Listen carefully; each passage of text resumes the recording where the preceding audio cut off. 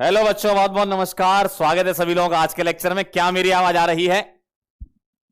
क्या मैं दिखाई दे रहा हूं? भारी मात्रा में लोग जुड़ चुके हैं आज हमारे साथ। और बताओ कैसा चल रहा है? Hello hello hello hello. क्या मैं दिखाई दे रहा हूं? जल्दी फटाफट से बता दो।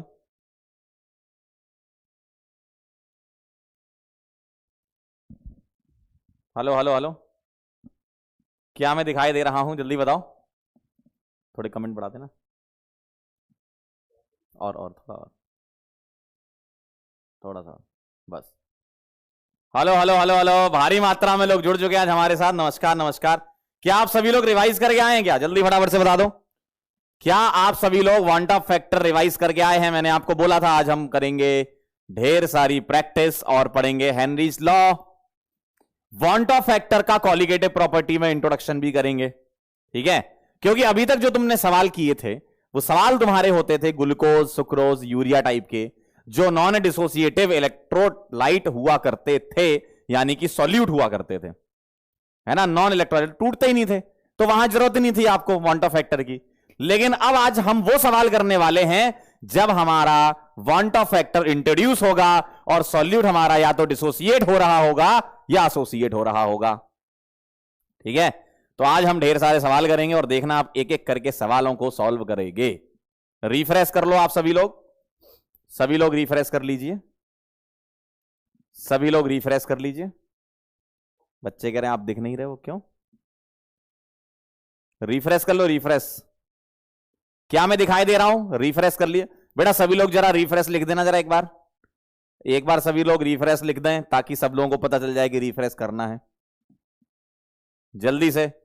दिखाई दे रहा हूं मैं? जल्दी बताओ यार, कैसी बातें कर रहे हो यार? हाँ बोलो। दिखाई दे रहा हूं? जल्दी से बताएं। क्या हम स्टार्ट करते हैं आज का सेशन? चलिए बहुत बढ़िया, ठीक है ठीक है, एकदम सही चल रहा है। सभी लोग रिफ्रेश कर लो। जो लोग रिफ्रेश नहीं कर रहे हैं उनको शायद नहीं दिखूंगा, रिफ्रेश कर लोगे तो दिख जाऊंगा, ठीक है? रिफ्रेश कर लो बेटा। चलो भाई शुरू करें। तो स्वागत है सभी लोगों का आज के लेक्चर में। और आज का लेक्चर एकदम मस्त होने वाला है क्योंकि इसमें हम पढ़ने वाले हैं colligative property with want of factor. अभी तक जो हमने कॉलिगेटिव प्रॉपर्टी पढ़ी थी उसमें वांट ऑफ फैक्टर का इंट्रोडक्शन करेंगे और solubility of gases in liquid, जिसको हम बोलते हैं हेनरीज लॉ, इसको हम कवर करेंगे, ठीक है? इसको हम कवर करेंगे। चलिए भाई आइए जरा। तो अगर मैं कॉलिगेटिव प्रॉपर्टी को इंट्रोड्यूस करूं तो क्या हो जाएंगी? नाउ कॉलिगेटिव प्रॉपर्टी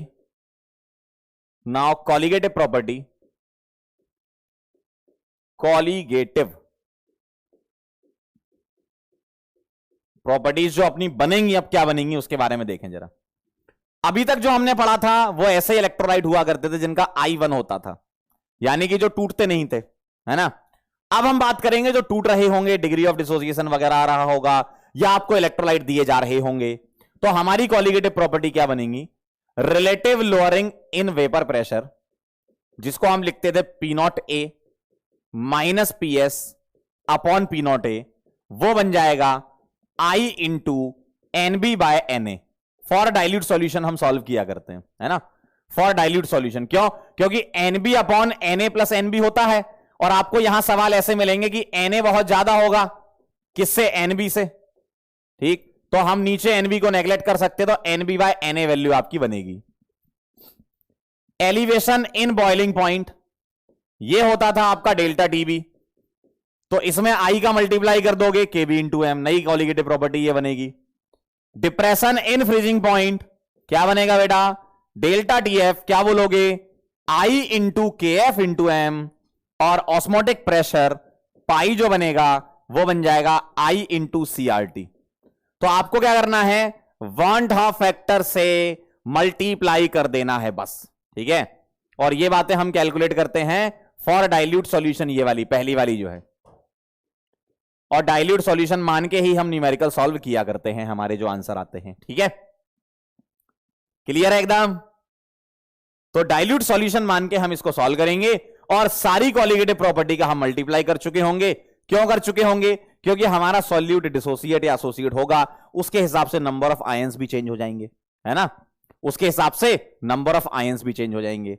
ठीक है, क्लियर है, क्लियर है एकदम। तो पहले ये नोट कर लो, फिर झमाझम क्वेश्चन की प्रैक्टिस करेंगे अपन आज। ठीक है, तो पहले आप ये नोट कर लीजिए सभी लोग, सभी लोग नोट कर लो। चलिए भाई फटाफट से नोट कर लीजिए, फिर हम आगे चलेंगे। लिख लो, लिख लो तो बता देना, लिख लो तो बता देना। एक कह रहा सर ईबीपी का मतलब क्या है, तो बेटा पढ़ाई करनी पड़ेगी उसके लिए, ऐसे मुंह उठा के मत चले आया करो, ठीक है ना, पढ़ाई करनी पड़ेगी उसके लिए। एलिवेशन इन बॉइलिंग पॉइंट होता है भाई, कैसी बातें कर रहे हो तुम, हैं? चलिए जल्दी से इसको नोट कर लीजिए, और जैसे ही नोट कर ले फिर हम सवाल करेंगे। देखो फिजिकल केमिस्ट्री में इंपॉर्टेंट चीज है कि जो फॉर्मूला है उसको कैसे अप्लाई करना है, वो एप्लीकेशन पार्ट आपका आना चाहिए, जो मैं पीछे के लेक्चर्स में भी क्वेश्चन सॉल्विंग में आपको बता चुका हूं, और आज के लेक्चर में भी हम ढेर सारे सवाल करेंगे। साइड प्लीज लीजिए जरा, आप ही की साइड है पूरी, ठीक है। चलिए फटाफट से नोट करें और बता दें। डन हो गया, पक्का पक्का, आई से मल्टीप्लाई करना है बस। तो अब हमारी कॉलिगेटिव प्रॉपर्टी बनेगी। अब का मतलब क्या है, फॉर डिसोसिएशन एंड एसोसिएशन, मतलब जब आपको क्या दिया जाए, इलेक्ट्रोलाइट दिया जाए, ठीक है। चलें क्या, कुछ बच्चे कह रहे हैं सर टेस्ट का सिलेबस क्या है, एलिवेशन इन बॉइलिंग पॉइंट तक आएगा, एलिवेशन इन बॉइलिंग पॉइंट तक आएगा सिलेबस में, ठीक है, जो अभी आपका टेस्ट होने वाला है। करें स्टार्ट। पहला सवाल आपके सामने लिखा है, आपकी स्क्रीन पर पढ़ो जरा क्या कह रहे हैं। The molar elevation constant of water is this, मतलब मोलर एलिवेशन कांस्टेंट वाटर का दे रखा है 0.52, ठीक है। केल्विन केजी पर मोल, और केजी पर मोल को हम मोलैलिटी इनवर्स लिख सकते हैं, क्योंकि मोलैलिटी जो होती है मोल पर केजी होती है। अगर केजी पर मोल लिखा है तो मोलैलिटी इनवर्स होगा, इसलिए उन्होंने यूनिट ऐसी लिखी है। तो मैं इसको केल्विन केजी पर मोल भी बोल सकता हूं, और केजी पर मोल को बोल सकता हूं केल्विन मोलैलिटी इनवर्स, ये इसकी यूनिट है ना। केवी गिवन है तुमको, the boiling point of 1 molal, यानी कि मोलैलिटी भी दी रखी है। देखो सवाल में पढ़ो जरा, सवाल को ध्यान से पढ़ो, क्या क्या दे रखा है ना। मोलैलिटी 1 दे रखी है, और तुमको दे रखा है भाई साहब केसीएल, कहां दे रखा है, पानी में। केसीएल पानी में टूटेगा, केसीएल पानी में टूटेगा, क्या बनाएगा, के प्लस और सीएल माइनस। तो एन की वैल्यू यहां कितनी हो गई, 2, क्योंकि एक आयन के प्लस का मिलेगा और एक आयन सीएल माइनस का मिलेगा, तो एन की वैल्यू 2 आ जाएगी। और यहां पर यह बोला है कि assuming complete dissociation of KCL, यानी कि केसीएल का जो डिसोसिएशन, डिग्री ऑफ डिसोसिएशन है, डीओडी है, वो कितनी लेनी है आपको, एक्स जिसको बोलते थे, कितनी है ये 1। तो डिग्री ऑफ डिसोसिएशन आपकी 1 है और एन आपका 2 है, तो I is equal to 1 plus n minus 1 into x, और x अगर 1 है तो आई n के बराबर आ जाता है, यानी कि n की वैल्यू 2 है तो i की वैल्यू क्या होगी, 2। i आ गया, m आ गया, k भी आ गया, तो क्या तुम बॉइलिंग पॉइंट नहीं निकाल सकते क्या? कैसे निकालोगे, delta TB is equal to I into K B into M, और डेल्टा टीबी को लिख रहा हूं टीबी माइनस टीबी नॉट, और टीबी नॉट कितना हो जाएगा आपका 100। चलो थोड़ा पीछे से लिखते हैं, TB not is equal to I कितना है भाई साहब 2 है, के बी कितना है भाई साहब 0.52 है, मोलैरिटी कितनी है सर 1 है, तो टीबी माइनस 100 रख दूं मैं, एक्वस सॉल्यूशन है, पानी का boiling point is equal to 100 degree centigrade होता है, ऑप्शन में डिग्री सेंटीग्रेड में दे रखा था।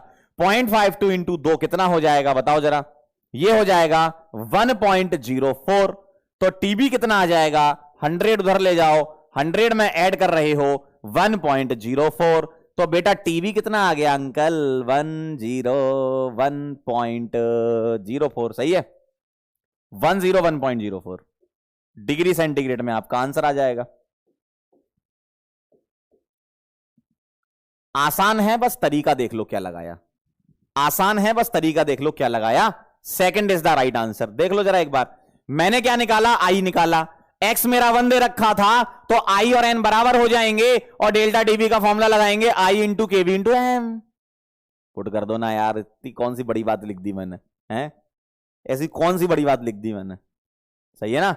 100 कैसे आया? पानी का बॉइलिंग पॉइंट 100 होता है, पानी का बॉइलिंग पॉइंट 100 होता है, पानी का बॉइलिंग पॉइंट 100 होता है। 100 डिग्री सेंटीग्रेड होता है कि नहीं बॉइलिंग पॉइंट? कैसी बातें कर रहा है यार। ओ भाई कह रहे 100 कैसे आया? बस ऐसे ही मन कर रहा था तो लिख दिया। अरे भाई पानी का स्टैंडर्ड बॉइलिंग पॉइंट 100 नहीं होता है क्या? बताओ जरा, क्या standard boiling point of water 100 degree centigrade नहीं होता है क्या? फ्रीजिंग पॉइंट कितना होता है पानी का स्टैंडर्ड? 0। बॉइलिंग पॉइंट कितना होता है? 100। कैसी कैसी बातें करते हो यार। क्वेश्चन लिखने की जरूरत नहीं है, सॉल्व करो बस।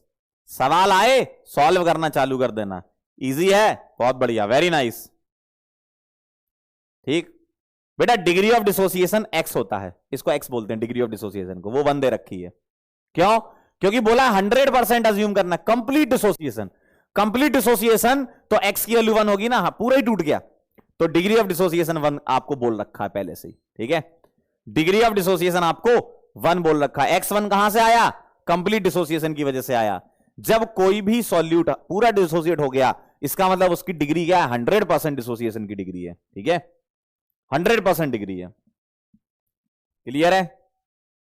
चलिए अगला सवाल आपके सामने, आपकी स्क्रीन पर क्या पूछा गया है इसमें, सवाल को ध्यान से पढ़ें। The freezing point of 1 molar NaCl solution assuming NaCl is to be 100% dissociated. पानी में, ठीक है, तो पानी में दे रखा है, फ्रीजिंग पॉइंट निकालना है, मुझे TF निकालना है। अच्छा मुझे बता, पानी का TF नॉट कितना होता है? 0। सही बात है। चलिए भाई, पानी का KF कितना होता है? नहीं दिया है तो पानी का याद होना चाहिए, 1.86 केल्विन kg पर मोल। ठीक है, ये मैंने ले लिया। मोलैलिटी कितनी दे रखी है? 1। और आपने बोला NaCl को 100% डिसोसिएट कराना है तो I N के बराबर हो जाएगा। और NaCl बेटा कैसे टूटता है? Na प्लस और Cl माइनस में टूटता है, तो N की वैल्यू यहां से 2 आ गई। N अगर 2 है तो I भी 2 होगा। जी सर, फॉर्मूला लगा दें क्या? सॉल्व करके बताओगे मुझे? अच्छा, काफी लोगों ने कर लिया है, क्या बात है, बहुत बढ़िया। काफी लोग तो बहुत तेज हो रहे हैं भाई। डेल्टा TF क्या आ गया? I into KF into M। Delta TF होता है TF not minus TF is equal to I into KF into M। Put कर दो, 0 minus TF is equal to I है 2, KF है 1.86 और मोलैलिटी है 1। तो TF कितना आ जाएगा? ये माइनस उधर जाएगा भाई साहब, और 1.86 का डबल होता है -3.72 डिग्री सेंटीग्रेड। क्या बेटे आंसर यही आया? अरे आया, जल्दी बोलो। अरे आया, जल्दी बोलो। अरे बहुत आसान है यार, ये इतने आसान सवाल होते हैं, देख के आंसर निकलते हैं इनके। फटाफट फटाफट बस फॉर्मूला लिखो और आंसर निकालो। ठीक है, क्लियर है एकदम? क्लियर है एकदम? तो सेकंड आंसर आ गया। सही बताओ मेरे को, मेरे को सही बता दो। इजी क्वेश्चन, बस ऐसे ही क्वेश्चन आते हैं, ऐसे ही सवाल आते हैं। TF नेगेटिव आएगा, जी हां, ठीक है। और इस सवाल को तुम ऐसे भी सोच सकते थे कि फ्रीजिंग पॉइंट पानी का तो 0 है, तो मुझे TF निकालना है, और डेल्टा TF होगा 0 माइनस TF, तो TF तो नेगेटिव आएगा। नेगेटिव आएगा इसका मतलब या तो ये होगा या ये होगा, पॉजिटिव आंसर तो आएगा नहीं। और आपको I 2 दे रखा है, तो I अगर 2 है तो फ्रीजिंग पॉइंट डबल हो जाएगा। डबल यही दे रखा है क्योंकि 1.86 तो KF के बराबर होता है। आप ऐसे भी दिमाग में सोच सकते हो। ठीक है, चलिए बहुत बढ़िया। अगला सवाल आपके सामने, अगला सवाल आपके सामने, चलिए बताइए जरा। Of the following 0.1 molar aqua solution which one will exhibit the largest freeze, कहां जा रहे हो? अरे अंकल कहां जा रहे हो? Largest freezing point depression. क्या कह रहे हैं? क्या चाहिए? लार्जेस्ट फ्रीजिंग पॉइंट डिप्रेशन आपको चाहिए। लार्जेस्ट फ्रीजिंग पॉइंट डिप्रेशन, जल्दी फटाफट से बता दो। लार्जेस्ट फ्रीजिंग पॉइंट डिप्रेशन चाहिए, यानी कि लार्जेस्ट क्या चाहिए? डेल्टा TF आपको ज्यादा चाहिए। ये ज्यादा किसका है? मुझे बताओ डेल्टा टीएफ क्या होता है? I into K F into M. Molality सबकी 0.1 दे रखी है, यानी कि सबकी मोलैलिटी 0.1 यानी कि मोलैलिटी कांस्टेंट है। ठीक है भाई, क्या तुम्हें यहां पर अल्फा के बारे में मतलब एक्स के बारे में दे रखा है क्या? बताओ, क्या तुम्हें डिग्री ऑफ डिसोसिएशन नहीं दे रखा? तो यहां लिखेंगे अगर डिग्री ऑफ डिसोसिएशन कुछ ना दी हो तो 100% लेना है। अगर ना दी हो तो 100% अज्यूम करके ही चलते हैं बाय डिफॉल्ट। यानी कि x तुम्हारा 1 आएगा और x 1 पर i n के बराबर हो जाता है। यानी कि नंबर ऑफ आयंस चेक कर लो, वही i की वैल्यू हो जाएगी। ठीक है, चलिए जरा ध्यान दीजिए। 0.1 मोलल था, मोलैलिटी कांस्टेंट है, kf कांस्टेंट होता है, यानी कि मैं ऐसा बोल सकता हूं क्या कि delta TF is directly proportional to I जिसका ज्यादा डेल्टा टीएफ उसका ज्यादा, और आई और एन बराबर होंगे, चेक कर लेते हैं। केसीएल का आई कितना है? 2। क्यों? ये आयंस मिलेंगे आपको, ये इसका तो कोई आयन नहीं बनता, तो आई इसका 1 आ जाएगा। K2SO4 K प्लस और SO4 2 माइनस, तो आई कितना आ जाएगा? 2 आयन पोटेशियम के हैं और 1 सल्फेट का है, तो 3 हो जाएगा। यहां 2 एल्यूमिनियम है, 3 सल्फेट है, 3 और 2 5 हो जाएगा। तो आई ज्यादा डेल्टा टीएफ ज्यादा। बता दो क्या आंसर आएगा, आप तो बता सकते हो। मुझे क्या चाहिए? डेल्टा टीएफ ज्यादा। ये सवाल था कि लार्जेस्ट फ्रीजिंग पॉइंट डिप्रेशन किसका होगा, ये सवाल था। तो आई ज्यादा डेल्टा टीएफ ज्यादा, आई ज्यादा डेल्टा टीएफ ज्यादा। थर्ड आंसर लगा दूं, आई ज्यादा डेल्टा टीएफ ज्यादा। क्यों? मोलैलिटी तो कांस्टेंट थी, केएफ तो बचपन से ही कांस्टेंट होता है भाई, केएफ तो बचपन से ही कांस्टेंट होता है। कैसी बातें कर रहे हो? थर्ड आएगा, क्या बात है, समझ गए बात को। अब एग्जाम में सवालों को ऐसे ऐसे घुमाते हैं कि आप भी घूम जाते हो, तो आपको घूमना नहीं है। कैसे? सेम सवाल है। इसमें क्या पूछा था? लार्जेस्ट फ्रीजिंग पॉइंट डिप्रेशन पूछा था। फ्रीजिंग पॉइंट डिप्रेशन मतलब डेल्टा टीएफ पूछा था। अब एग्जामिनर आपके साथ ऐसे खेल सकता है, देखो। अब एग्जामिनर, पहले इसको नोट कर लो, फिर बताता हूं। पहले इसको लिख लो जल्दी से, पहले इसको लिख लो भाई। जिसका आई ज्यादा, के एफ और एम तो कांस्टेंट है, आई ज्यादा डेल्टा टीएफ ज्यादा, फ्रीजिंग पॉइंट डिप्रेशन लार्जेस्ट पूछा है, यानी कि डेल्टा टीएफ पूछा है। थर्ड आंसर आ रहा है पक्का? आगे बढ़ूं, लिख लो तो बता देना। आसान है ना भाई, ये चैप्टर बहुत मस्त है। इतना सिंपल चैप्टर है कि भाई देख के अच्छा लगता है सवालों को, है ना? ऐसे सवाल आते हैं। चलें आगे। अब आपसे सवालों में ऐसा पूछ सकते हैं, वेरिएशन देखो। सवाल आपके सामने ये है,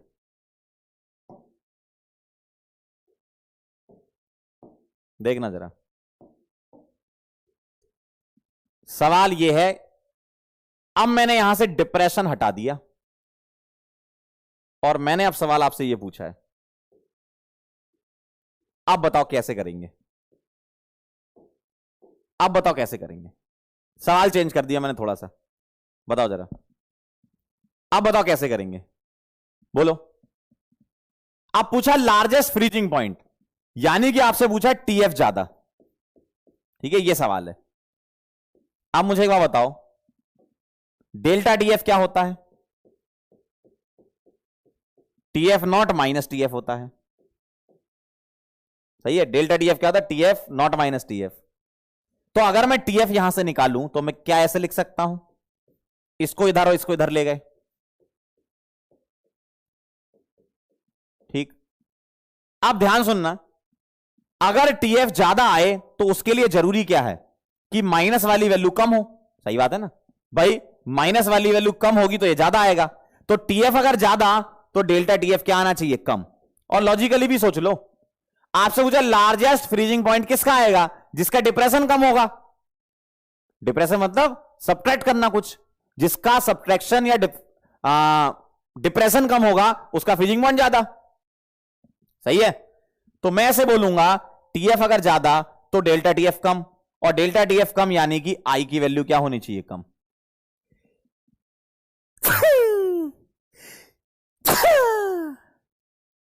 sorry square, sorry cube. I की वैल्यू इसकी कितनी आई थी? 2। इसकी कितनी आई थी? 5। इसकी कितनी आएगी? 1। और इसकी कितनी आई थी? 3। तो आई की वैल्यू कम किसकी? सेकंड की। तो अगर टीएफ तुम्हारा ज्यादा हो तो जरूरी है ना कि डेल्टा टीएफ कम होना चाहिए। लॉजिकली भी सोच लो, फ्रीजिंग पॉइंट ज्यादा कब आएगा? जब डिप्रेशन यानी कि माइनस में वैल्यू छोटी लिखी हो। मान लो टीएफ नॉट मेरा 0 है, ठीक। टीएफ नॉट मेरा क्या है? यहां पे पुट कर रहा हूं ना, टीएफ नॉट मेरा 0 है। डेल्टा टीएफ मैंने लिखा 2 और एक जगह लिखा मैंने 3। तो ये आएगा आपका -2 और ये आएगा -3। तो ये वाली वैल्यू बड़ी है ना, तो डेल्टा टीएफ छोटा होना चाहिए, है ना। -2 बड़ा होता है -3 से, ठीक है। इतनी मैथ तो आनी चाहिए। चलिए आइए जरा, क्या आपको ये सवाल क्लियर हुआ? 2 तरीके से सवाल हो सकता है। या तो पूछ लें कि डिप्रेशन इन फ्रीजिंग पॉइंट ज्यादा किसमें है, और ये पूछ लें फ्रीजिंग पॉइंट ज्यादा किसमें है। तो ये ध्यान रखना, डेल्टा टीएफ अगर ज्यादा तो टीएफ कम होता है, इनवर्सली पूछना होता है। तो इन 2 सवालों के लिए बस मैं एक फाइनल पॉइंट लिख देता हूं, क्या? Delta TF is directly proportional to I और इनवर्सली प्रोपोर्शनल टू टीएफ। सही है, ये लिख देता हूं मैं फाइनल। तो इससे आपका काम बन जाएगा। कभी अगर ऐसे सवाल आप देखोगे ना, ये इससे काम बन जाएगा। तो डेल्टा टीएफ ज्यादा तो आई ज्यादा और फ्रीजिंग पॉइंट कम। क्लियर है? बहुत बढ़िया। अब मैं इसी सवाल को थोड़ा चेंज कर रहा हूं। क्या कर रहा हूं, ध्यान देना जरा।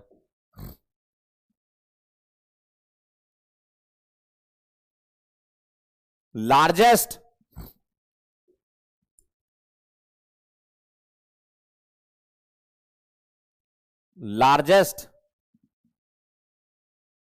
Boiling point elevation, largest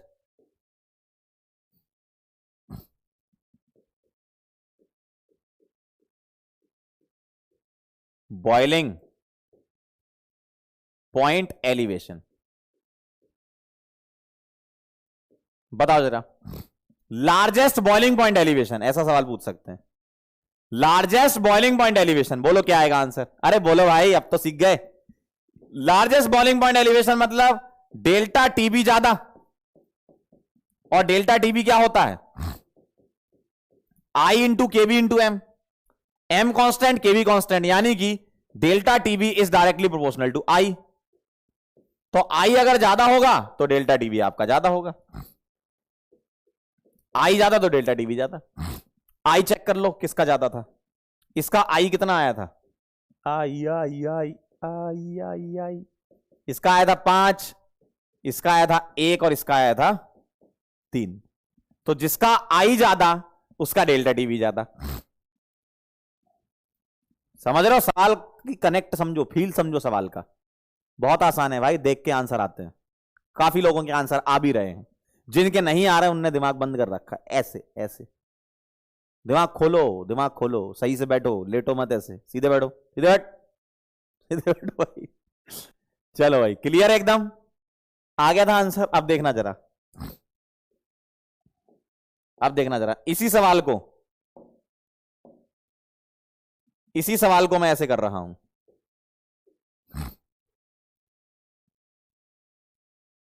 largest boiling point, largest boiling point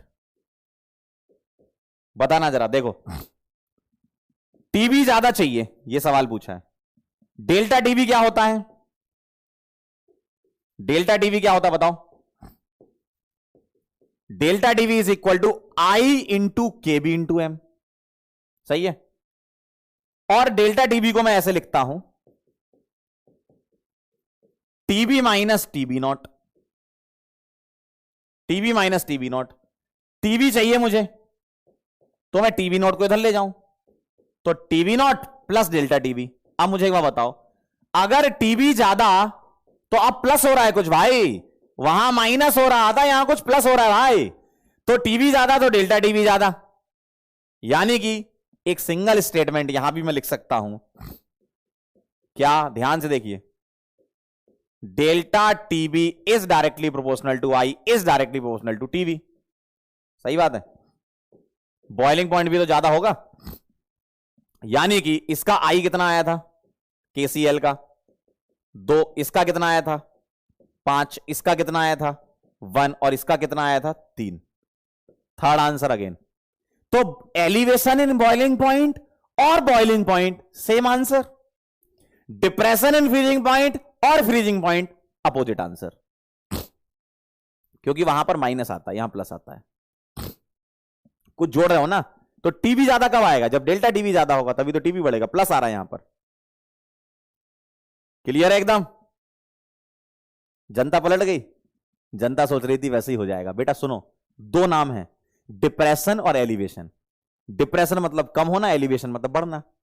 तो डेल्टा टीबी बढ़ेगा तो टीबी भी बढ़ेगा, वहां क्या था डिप्रेशन, डेल्टा टीएफ बढ़ेगा तो टीएफ कम होगा। ठीक है, क्लियर 6, बहुत बढ़िया, बहुत बढ़िया। अगला सवाल, अगला क्वेश्चन, लार्जेस्ट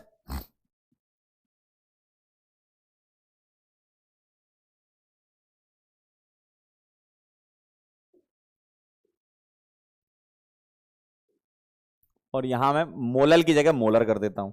सवाल देखना जरा, 0.01 मोलर और लार्जेस्ट ऑस्मोटिक प्रेशर पूछा है।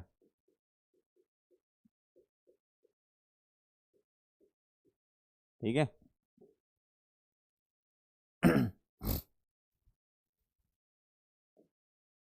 लार्जेस्ट ऑस्मोटिक प्रेशर बताओ जरा, मैंने यहां मोलर की जगह मोलर कर दिया, बोलो भाई क्या आंसर आएगा।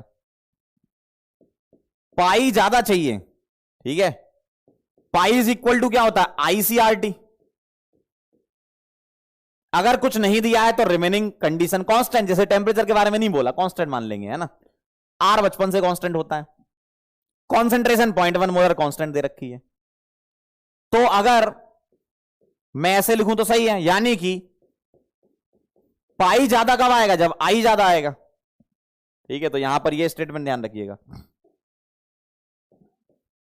तो आई ज्यादा किसका है चेक कर लो, तो इसका आई 2 है, इसका आई 3 और 2 5, इसका आई 1 है और इसका आई 3 है। किसका आई ज्यादा है, थर्ड का। तो मैं सारे सवाल करके बता रहा हूं कि कैसे सोचोगे आप। तो ऑस्मोटिक प्रेशर किसका ज्यादा है, जिसका आई ज्यादा, क्योंकि pi is equal to ICRT होता है।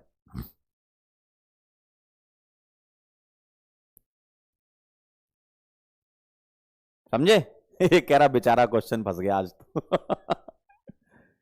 देख लो, आप कॉन्सेप्ट समझ लो, ऐसे ही आपको अप्लाई करना है। मान लो कभी कॉन्सेंट्रेशन चेंज कर दी, सपोज एक की 0.1, एक की 0.2, एक की 0.3, एक की 0.4, तो फिर आई इंटू सी कर देना, आई इंटू सी, जिसका ज्यादा उसका पाई ज्यादा। ठीक है, अभी तो हमने कॉन्सेंट्रेशन कांस्टेंट करके लिख दी है, समझ गया ना। तो इस तरीके से आप सवाल सॉल्व कर सकते हो। ऐसी आरएलवीपी का सवाल हो सकता है ना, आरएलवीपी का सवाल हो सकता है कि किसकी आरएलवीपी ज्यादा, relative lowering in vapour pressure, जिसकी relative lowering in vapour pressure ज्यादा उसका वेपर प्रेशर कम, है ना। लेकिन उस सवाल में फिर तुम्हें यहां मोलरिटी ना देख के यहां पर मोल फ्रैक्शन वगैरह कुछ बोल देंगे, है ना। तो अगर मैं एक अलग से ही लिख दूं आपके लिए तो मजा आ जाएगा। क्या, जब सिर्फ आई वेरी कर रहा हो तो RLVP is directly proportional to I is inversely proportional to vapour pressure. क्यों, ये दोनों इनवर्सली प्रोपोर्शनल है, क्यों, relative lowering in vapour pressure ज्यादा, लोअरिंग ज्यादा तो वेपर प्रेशर कम।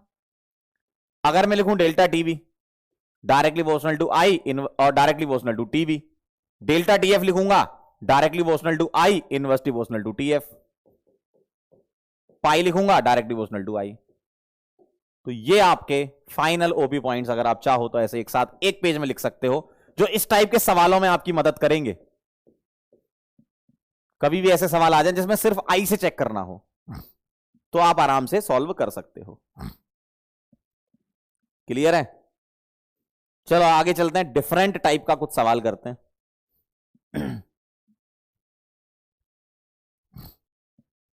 चलिए ये वाला करिए। द बॉइलिंग पॉइंट ऑफ, करें जरा, करें जरा, करें जरा। द बॉइलिंग पॉइंट ऑफ 0.2 मोल पर KG solution of x in water is greater than equimolar solution of Y in water. अच्छा ओके, मोलैलिटी और ये दे रखे। Which one of the following statement is true in this case? कह रहे हैं x का बॉइलिंग पॉइंट ज्यादा है, कह रहे हैं X is undergo dissociation in water, molecular mass of X is greater than the molecular mass of Y, molecular mass of X is less than molecular mass of Y, Y is undergoing dissociation in water while X undergo no change. बताओ जरा क्या होना चाहिए? बोलो भाई जल्दी फटाफट से, ट्राई करो जरा, आप ट्राई करो, ट्राई करो।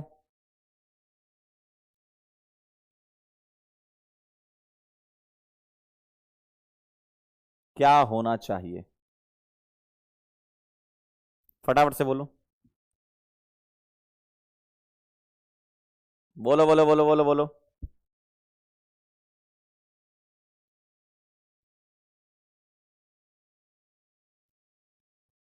सोचो क्या होना चाहिए। बॉइलिंग पॉइंट आपको पूछा 0.2 मोल पर KG solution of x in water is greater than equimolal, मतलब दोनों की मोलैलिटी सेम है। अच्छा बहुत बढ़िया चीज है, तो दोनों की मोलैलिटी सेम है और इनका कहना है कि एक्स का डेल्टा टीबी जो है, एक्स का डेल्टा टीबी जो है वो डेल्टा टीबी ऑफ वाई से ज्यादा है। और डेल्टा टीबी की मोलैलिटी सेम है तो मोलैलिटी कट गई, मोलैलिटी सेम है तो मोलैलिटी कट गई, के भी सेम है वो भी कट जाएगा। तो किस पे डिपेंड करेगा? डेल्टा टीबी का फॉर्मूला चेक कर लो, किस चीज पे डिपेंड करेगी ये? I into K B into M.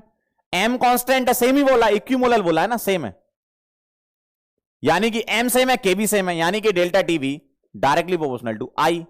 इसका मतलब आई ऑफ एक्स जो है वो ज्यादा होगा आई ऑफ वाई से। और आई कब ज्यादा होता है बताओ? आई कब ज्यादा होता है बोलो? आई तो तब ज्यादा होता है जब डिसोसिएशन हो रहा हो, यानी कि first is the right answer, first is the right answer. बेटा जो सोच रहे हैं मोलर मास वाला, बेटा इधर सुनो, मोलैलिटी सेम है, कट गई है, मोलैलिटी सेम है, कट गई है, ए मोलैलिटी सेम है, कट गई है, यानी कि सिर्फ आई पे डिपेंड करेगा डेल्टा टीवी। तो आई ज्यादा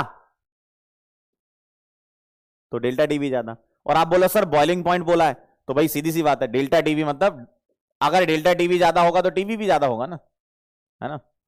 तो बॉइलिंग पॉइंट ऑफ एक्स, अगर आप ऐसे सोचना चाहते हो कि सर ये डेल्टा टीवी लिखा है, आपने आई लिखा है, तो आप ऐसे लिख लो, डेल्टा टीवी ज्यादा होता है तो टीवी भी तो ज्यादा ही होता है अंकल।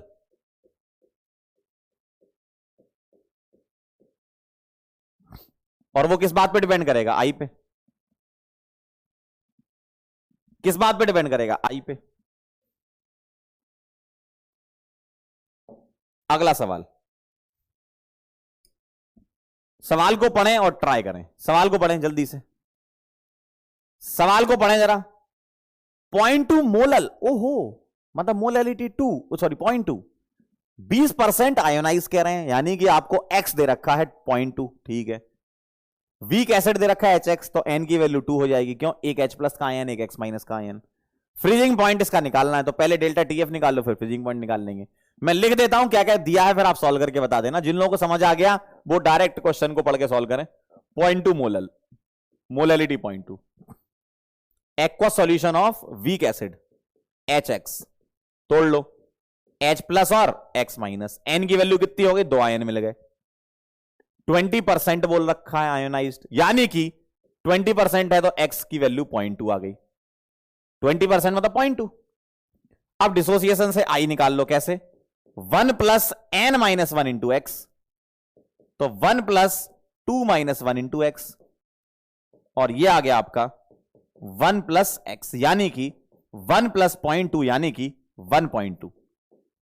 तुम्हें क्या निकालना है? फ्रीजिंग पॉइंट निकालना है, तो डेल्टा TF लिख लो पहले। डेल्टा TF कितना आ गया? I into KF into M, और I कितना आया? 1.2, और KF कितना है आपका वाटर का, वाटर एक्वा सॉल्यूशन बोला है तो 1.86 है, दे भी रखा है। और मोलैलिटी कितनी दे रखी है, 0.2 मोलल। तो ये मुझे सॉल्व करके डेल्टा TF निकाल के बताओ।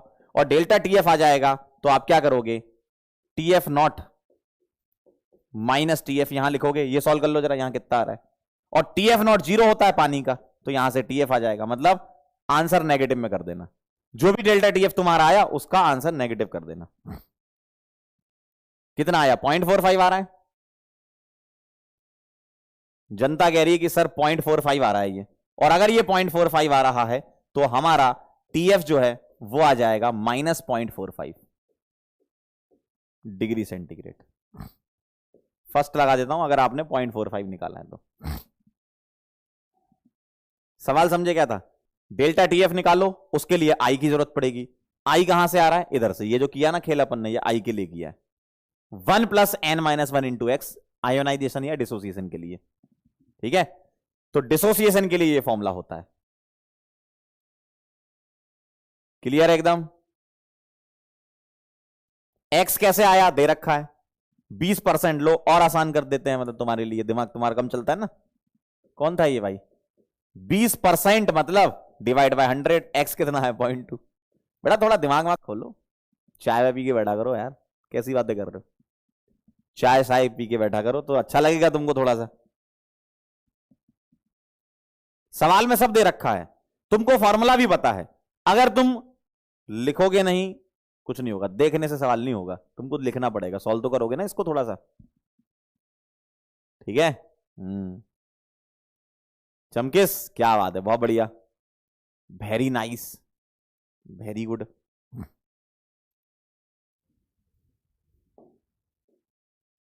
चलो अगला सवाल है, अब थोड़ा सा अच्छा सवाल है, current Rai.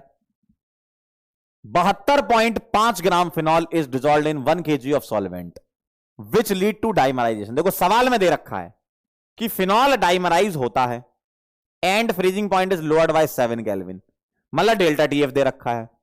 What percentage of total phenol is present in dimeric form, मतलब आपको क्या निकालना है, डिग्री ऑफ एसोसिएशन निकालना है। सोचो जरा, एक बार मैं आपको टाइम दे रहा हूं, आप करो जरा। बेटा TF नॉट 0 होता है, लिख लो, ऐसा हाथ पे लिख लो, लिख लो हाथ पर, मिटाना मत कभी, कि पानी का फ्रीजिंग पॉइंट 0 होता है और बॉइलिंग पॉइंट 100 होता है। हाथ पे लिख लो, गाल पे लिख लो, किचन में लिख दो, टेबल पे लिख दो। क्या बात कर रहे हो यार तुम। एक होता है बेसिक, बेसिक होता है, और एक होता है महाबेसिक। तुम्हारा तो महाबेसिक ही करा है भाई। पानी का बॉइलिंग पॉइंट अगर तुम नहीं भी पढ़ रहे होते, 12वीं क्लास में नहीं भी होते बेटा, तो भी तुम मतलब बॉइलिंग पॉइंट तो बता देते वैसे मेरे ख्याल से, कि नहीं बता पाते। एक कह रहा सर फिनॉल का फॉर्मूला बता दो, लो भाई फिनॉल का फॉर्मूला, ऐसे पूछो तो अच्छा लगे थोड़ा। हाँ फिनॉल का फॉर्मूला लिख लो, ऐसा दिखता है फिनॉल। अब ये मत पूछना सर ये ऑक्सीजन कहां से आ गया है ना। C6H5OH होता है, ये है फिनॉल।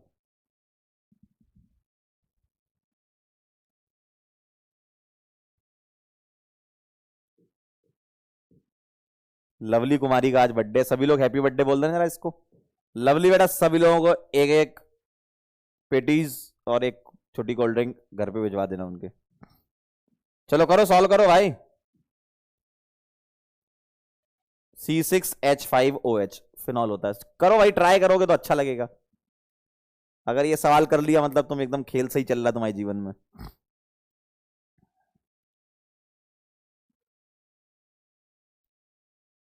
मॉलिक्यूलर वेट निकाल लो फिनॉल का यार, ऐसी क्या बात है।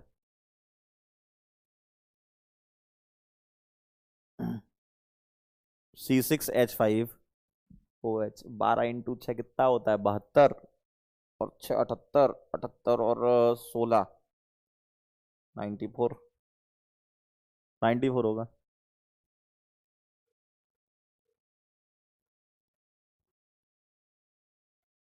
चलो भाई हैप्पी बर्थडे हो गया हो तो आगे बढ़े। हाँ करो करो करो, कहां तक पहुंच गई जनता, कुछ ने तो किया होगा, कुछ लोगों ने तो किया होगा, कुछ लोगों ने। अरे बन गया अभी बर्थडे भाई, अब रुक जाओ जरा, थांबा थांबा थांबा थांबा।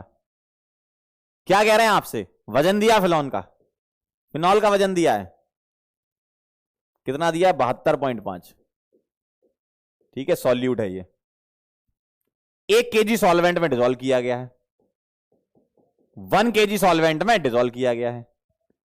और केएफ दिया बेटा 14, देखो केएफ दिया आपका 14, which leads to dimerize. Dimerize का मतलब क्या है? एन की वैल्यू 2, मतलब 2 मॉलिक्यूल फिनॉल के डाइमर बना रहे होंगे, जैसे एसिटिक एसिड बेंजीन में डाइमर बनाता है। वो एग्जांपल तुमको याद भी रखना है, इसको याद करने की जरूरत नहीं, सवाल में बोला है ना। And freezing point is lowered by 7 kelvin, freezing point is lowered by 7 kelvin, यानी कि डेल्टा टीएफ 7 दे दिया है तुमको। अब पूछा है what percentage of total phenol is present in dimeric form, यानी कि एक्स तुमको निकालना है, एक्स तुमको निकालना है। क्यों? तुम्हें डिग्री ऑफ एसोसिएशन निकालना है। तो कैसे करेंगे? देखो सीधा सीधा फॉर्मूला है, delta TF is equal to I into K F into M. सही है। मोलैलिटी मुझे निकाल के बता दो, कैसे निकलेगी molality? Weight of solute upon molecular weight of solute, ये मोल हो गए, मोल divided by weight of solvent in KG, जो कि 1 दे रखा है। तो मोलैलिटी आ जाएगी 72.5 डिवाइडेड बाय 94, ये मोलैलिटी आएगी आपकी। चेक कर लो जरा एक बार, मोलैलिटी मुझे बता दो कितनी आ रही है। मोलैलिटी एक बार चेक कर लो आप, मोलैलिटी चेक कर लो। डेल्टा टीएफ कितना दे रखा है? 7। आई निकालूंगा मैं, क्योंकि फिर मैं एसोसिएशन की डिग्री निकालनी, तो आई के फॉर्मूले से निकलेगा ना 1 + 1 / n - 1 × x। ठीक है, तो आई निकाल लूंगा। केएफ कितना दिया है? केएफ दिया 14, और मोलैलिटी 72.5/94 कितनी आ रही है लगभग, मुझे बता दो। ये तो बढ़िया कट गया 7 से, 7 का डबल आ गया, तो आई आ जाएगा आपका 94 डिवाइडेड बाय 72.5 × 2। मुझे आई आप बता दें, आई अगर आ जाएगा तो काम हो जाएगा। आई यहां तक नोट कर लो, क्या 0.77 आ रही है? 0.77 ऐसा कह रहे हैं जनता, 0.77, या आंसर 0.77 कह रहे हो? नहीं, आंसर ऑप्शन में तो ही नहीं।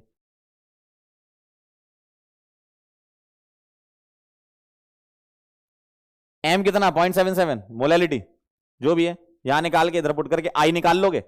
अब मुझे बताओ आई का फॉर्मूला एसोसिएशन के लिए क्या लगेगा? एसोसिएशन के लिए 1 + 1 / n - 1 × x। आई तुमने निकाल लिया, 1 + n की वैल्यू 2 रख दूं, तो आई यहां से आ गया 1 - ½ आ जाएगा -x/2। आई बता दो कितना आ जाएगा आपका आंसर? तो x/2 आ जाएगा आपका कितना? 1 - i, और x आ जाएगा 2 × 1 - i। आई पीछे तुमने निकाल ही लिया है, आई पीछे निकाल लिया। ठीक है, सही है।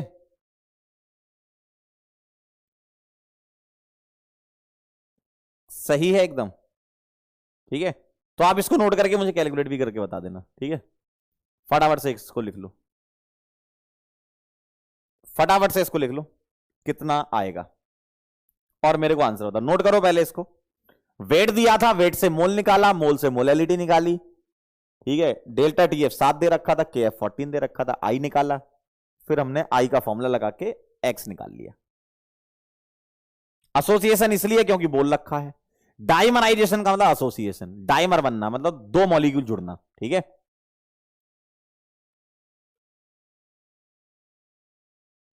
कितना आ रहा है? 35% आ रहा है, बोलो बेटा। आई 1 से ज्यादा नहीं आएगा, एक बच्चा 2.5 लिख रहा है, आई 1 से ज्यादा नहीं आएगा। फटाफट से सॉल्व कर लो।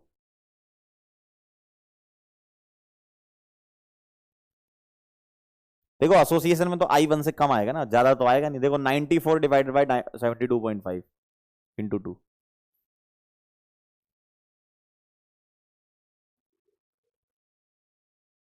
ठीक है,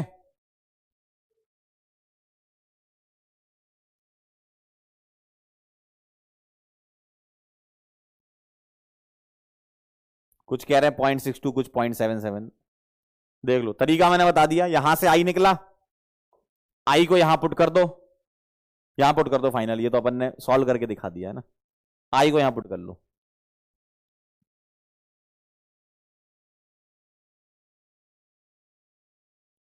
पॉइंट 64 कह रहे हो?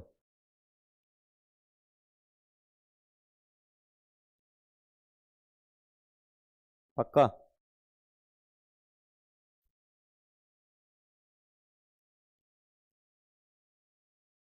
क्या 70% आ रहा है? क्या बात कर रहे हो? चेक करो एक बार, आई आई चेक करो, आई आई चेक करो, आई चेक करो, आई आई बताना मुझे, आई कितना है? कितना? 35%। ऑप्शन में नहीं आ रहा।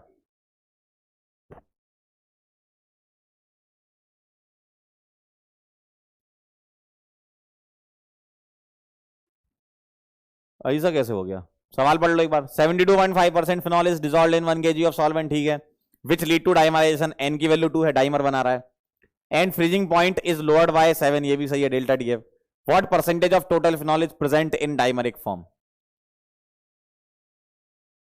What percentage of phenol is present in dimeric form? Dimeric form में कितना फिनॉल प्रेजेंट होगा? अगर मान लो मैंने 2 मोल फिनॉल के लिए, तो ये कुछ ऐसा बनाएगा, PHOH का होल ट्वाइस। तो कितना परसेंट प्रेजेंट हुआ, तो वो तो एक्स से ही निकलेगा ना, डिग्री ऑफ एसोसिएशन। वही हम निकाल रहे हैं, डिग्री ऑफ एसोसिएशन ही तो निकाल रहे हैं अपन। सही है, जो भी आया इससे आ जाएगा आंसर, है ना।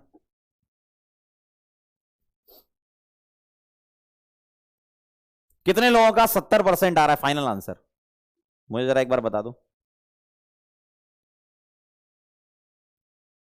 कितने लोगों का 70%? एन की वैल्यू तो 2 लेंगे ना यार, टाइमर बना रहा है यार, वो तो 2 लेंगे।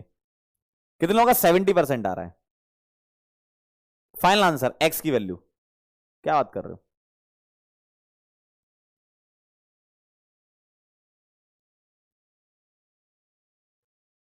काफी लोगों का आ रहा है 70%।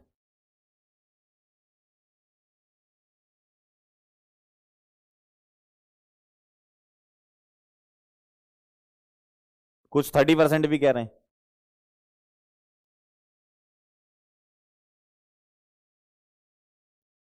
35% कह रहे हैं, अच्छा। यही आ रहा है यार, अपन ने एकदम सही किया है। देखो एक बार फिर क्रॉस वेरीफाई कर लेते हैं। वेट दिया है 72.5, 72.5 ग्राम, ठीक है। मॉलिकुलर वेट 94 ही होता है इसका। 72 + 5 + 16 + 1, 6, 78, 94 ही होता है, सही है। मॉलिकुलर वेट भी सही रखा है। वेट ऑफ सॉल्वेंट 1 है, एकदम सही है। KF 14 है, और कह रहा है freezing point is lower by, सही तो है यार, 7। तो 7 = I × 14 × 72 94, ठीक है। तो यहां से I आ जाएगा 94/72, ये भी ठीक है, सही है यार, सही है, मतलब जो भी आ रहा हो। और आपको डाइमराइजेशन की डिग्री पूछी है, तो ये फॉर्मूला भी तो सही लगाया हमने एसोसिएशन का। डिसोसिएशन का तो 1 + n - 1 × x होता है, सही है। n की वैल्यू 2 है क्योंकि डाइमर बना रहा है, और 1/2 - 1 हाफ माइनस हाफ होता है, तो 1 - x/2, ठीक है। x/2 उधर गया, 1 - I, सही है। 2 सही तो आ रहा है।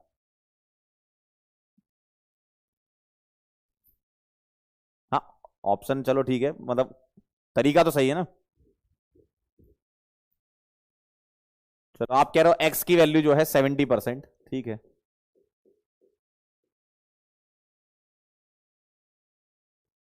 70% कह रहे हैं x की वैल्यू, ठीक है। क्या मोलैलिटी गलत है? मोलैलिटी कैसे गलत हो जाएगी? डेटा तो ये, अब डेटा के अकॉर्डिंग किया हमने, तो 72.5 ही दे रखा था, है ना। तो चलो अपन अपना आंसर ये कर लेते हैं। बाकी मैं एक बार देख लूंगा सवाल कहां से उठाया है, उसमें तो कुछ गड़बड़ नहीं है। अभी के लिए हम अपना आंसर ये मान के चलेंगे, बाकी हम नेक्स्ट टर्न पे बात कर लेंगे इसकी, ठीक है। मेरे ख्याल से यही आ रहा है। एक कह रहा है 7 केल्विन है, उससे फर्क नहीं पड़ता ना। एक कह रहा 7 केल्विन है, उससे फर्क नहीं पड़ता, डेल्टा टीएफ चाहे डिग्री सेंटीग्रेड चाहे केल्विन, ठीक है। चलो भाई आगे चलते हैं। अगला सवाल है आपके सामने, फ्रीजिंग पॉइंट डिप्रेशन, ठीक, अपने आंसर के हिसाब से 70 अभी लगा लो, बाकी नेक्स्ट टर्न पे देख लेंगे। अपने हिसाब से तो सही आ रहा है answer. The freezing point depression constant for water is के एफ दे रखा है, डिप्रेशन कांस्टेंट इज, वो डैश लगा रखा है ना, वो माइनस मत मान लेना, कांस्टेंट है ना, कांस्टेंट तो प्लस में ही होता है, 1.86 डैश लगा रखा है वो। तो freezing point depression constant K F दे रखा है इतना, 5 gram Na2SO4 is dissolve in 45 gram of पानी, ठीक। The freezing point is change by -3.72, calculate the van't factor of Na2SO4। चलिए आइए जरा प्रोसेस पूरी बना लेते हैं, क्या आएगा। अगर तुम क्वेश्चन को पढ़ोगे तो यहां से क्या क्या इंफॉर्मेशन है बेटा वो लिख लिया करो, बहुत बढ़िया, 1.86, क्या बात है। वेट ऑफ Na2SO4 जो आ गया वो है 5 ग्राम, तो मोल्स निकाल लो इसके कितने हैं, 5 डिवाइडेड बाय Na2SO4 का मॉलिक्यूलर वेट निकाल लो, Na2SO4 का मॉलिक्यूलर वेट निकाल लो, कितना आएगा, 23 इंटू 2 प्लस 32, सही है, और प्लस 16 इंटू 4, ये तो हो गया 64, ये 32 और ये 46, सही है। 6 4 10 और 2 12, 1 142, तो 5 डिवाइडेड बाय 142, ये क्या आ गया, मोल्स आ गए, ठीक है भाई। 45 ग्राम पानी दिया है, तो वेट ऑफ सॉल्वेंट, हमें मोलैलिटी चाहिए होती है इन क्वेश्चंस में, तो 45 इंटू 10 की पावर, 45 किस में, ये ग्राम में है, ठीक है। तो मुझे किस में कन्वर्ट करना है, केजी में कन्वर्ट करना है, तो 45 इंटू 10 की पावर -3 केजी में आ जाएगा। ये आ गया वेट ऑफ सॉल्वेंट, ठीक है, ये आ गया वेट ऑफ सॉल्वेंट, 142 आ रहा है, वेरी नाइस, बहुत बढ़िया। ये आ गया वेट ऑफ सॉल्वेंट, मोल्स आ गए, वेट ऑफ सॉल्वेंट आ गया, ठीक है। मोलैलिटी निकाल लूं क्योंकि जरूरत पड़ेगी इस सवाल में, तो मोलैलिटी आ जाएगा moles divided by weight of solvent in KG, ठीक है भाई साहब। तो मोलैलिटी आ गई 5 डिवाइडेड बाय 142 इंटू 45 इंटू 10 की पावर -3, ठीक, ये लगभग कट गया 9 से, तो m आ गया आपका, ऊपर 1000 कर दूं मैं, क्यों, 10 की पावर -3 ऊपर जाएगा, और ये आ जाएगा 9 का डबल 18, 1 7 3 12, सही है। मोलैलिटी एक बार चेक कर लेना, यही आ रही है। ये मैंने क्या निकाला, मोलैलिटी निकाला। मुझे क्या चाहिए, फ्रीजिंग पॉइंट चेंज बाय बोल रखा है -3.72 डिग्री सेंटीग्रेड, ठीक है, और वाटर का 0 होता तो डेल्टा टीएफ 3.72 ले लेंगे, है ना। चेंज बाय 3.72, तो यहां में माइनस भी हटा देना पड़ेगा, ये यहां पर 3.72 बोलो, डेल्टा टीएफ तो पॉजिटिव ही आएगा ना, डेल्टा टीएफ तो पॉजिटिव आएगा, टीएफ नेगेटिव आता है, तो 3.72 ये क्या है, डेल्टा टीएफ है। चलो डेल्टा टीएफ पता है, केएफ पता है, एम पता है, आई निकाल लें, आई निकाल लें, और पूछा है भाई साहब वांटा फैक्टर, बहुत बढ़िया, आई निकाल लेते हैं।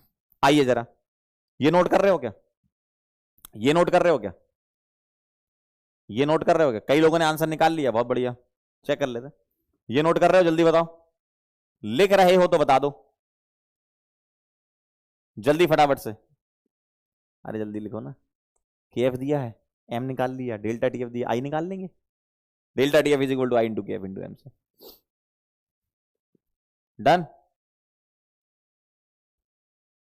जल्दी से फटाफट से लिख लो, फिर आगे बढ़ेंगे। जिन लोगों ने लिख लिया सॉल्व कर लो, delta TF is equal to I into KF into M से।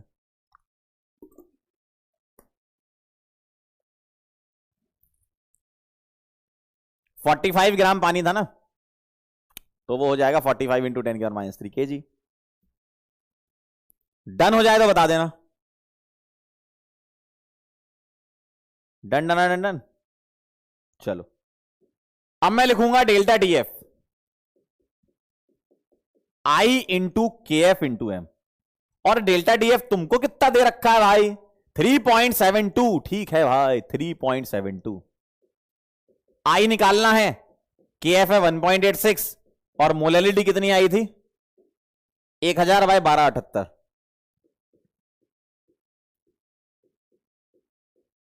ये आई थी। और मेरे ख्याल से मेरे ख्याल से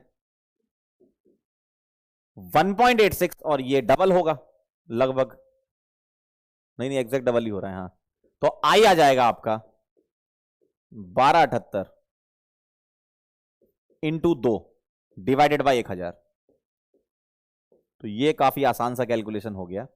1.278 इंटू 2 लगभग हो गया ये।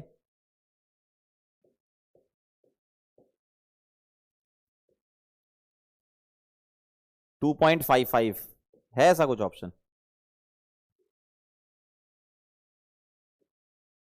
फर्स्ट लगा दूं मैं, नियरेस्ट फर्स्ट लगा दूं मैं, नियरेस्ट फर्स्ट लगा दूं, क्या बोलते हो? है ना,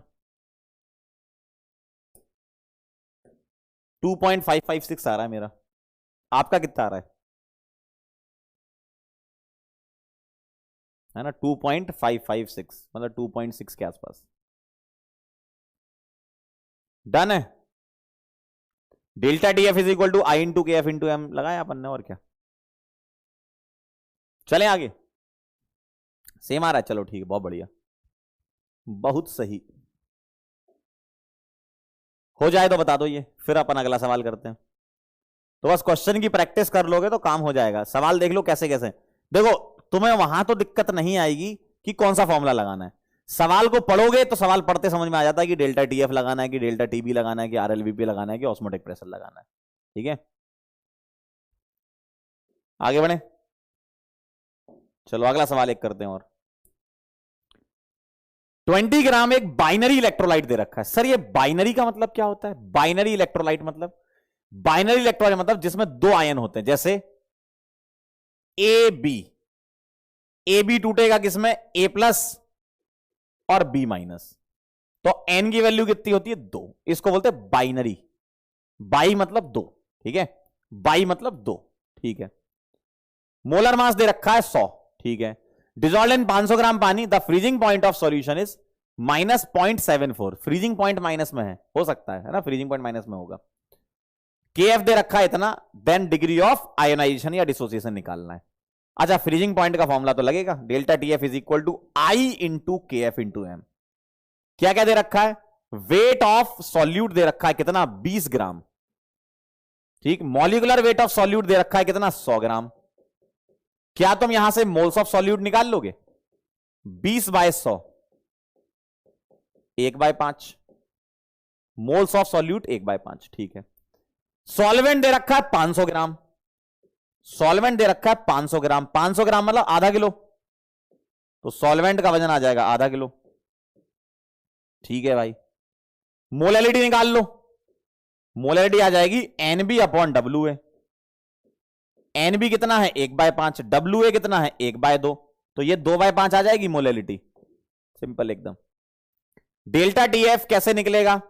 फ्रीजिंग पॉइंट दे रखा है तुमको माइनस, अच्छा टीएफ दे रखा है कितना? -0.74, तो डेल्टा टीएफ क्या लिखूंगा मैं? टीएफ नॉट माइनस टीएफ, और टीएफ नॉट कितना होता है? 0 माइनस ऑफ -0.74, तो ये प्लस में आ जाएगा 0.74 डेल्टा टीएफ, तो ये आ जाएगा 0.74। आई निकाल लूं पहले, फिर डिग्री ऑफ आयनाइजेशन निकाल लेंगे। आई निकाल लूं पहले, आई इंटू 1.86 इसका क्या है? केएफ दे रखा है, और मोलैलिटी दे रखी है 2/5, ये। तो आई यहां से चेक करके बताओ कितना आ रहा है।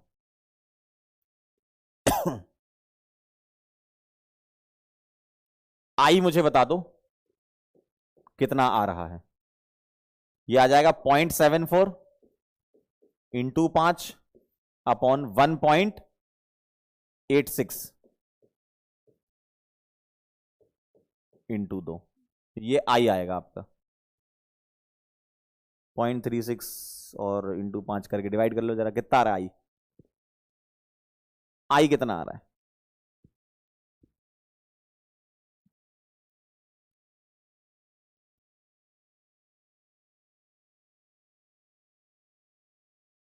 .99 कितना? 1.9, 1 के आसपास, फिर तो मजा ही आ जाएगा। वन आ रहा है पक्का? अगर आई वन आ गया तो मजा आ जाएगा फिर तो। वन आ रहा है पक्का? बहुत सही, फिर तो काम ही हो गया। वाह वाह वाह। आई अगर तुम्हारा वन आ रहा है तो मजा आ जाएगा। आई अगर वन आ रहा है तो 100% हो गया, तो सीधा सीधा। नहीं एक मिनट को, आई अगर वन 100% नहीं, आई एन के बराबर तब आता है, आई वन कब आता है? जब डिसोसिएट ना हो, 0%। अगर आई वन आ रहा है तो 0%। क्यों? ग्लूकोज, यूरिया, सुक्रोज, उन सबका आई वन होता है क्योंकि वो नॉन डिसोसिएटिव होते हैं।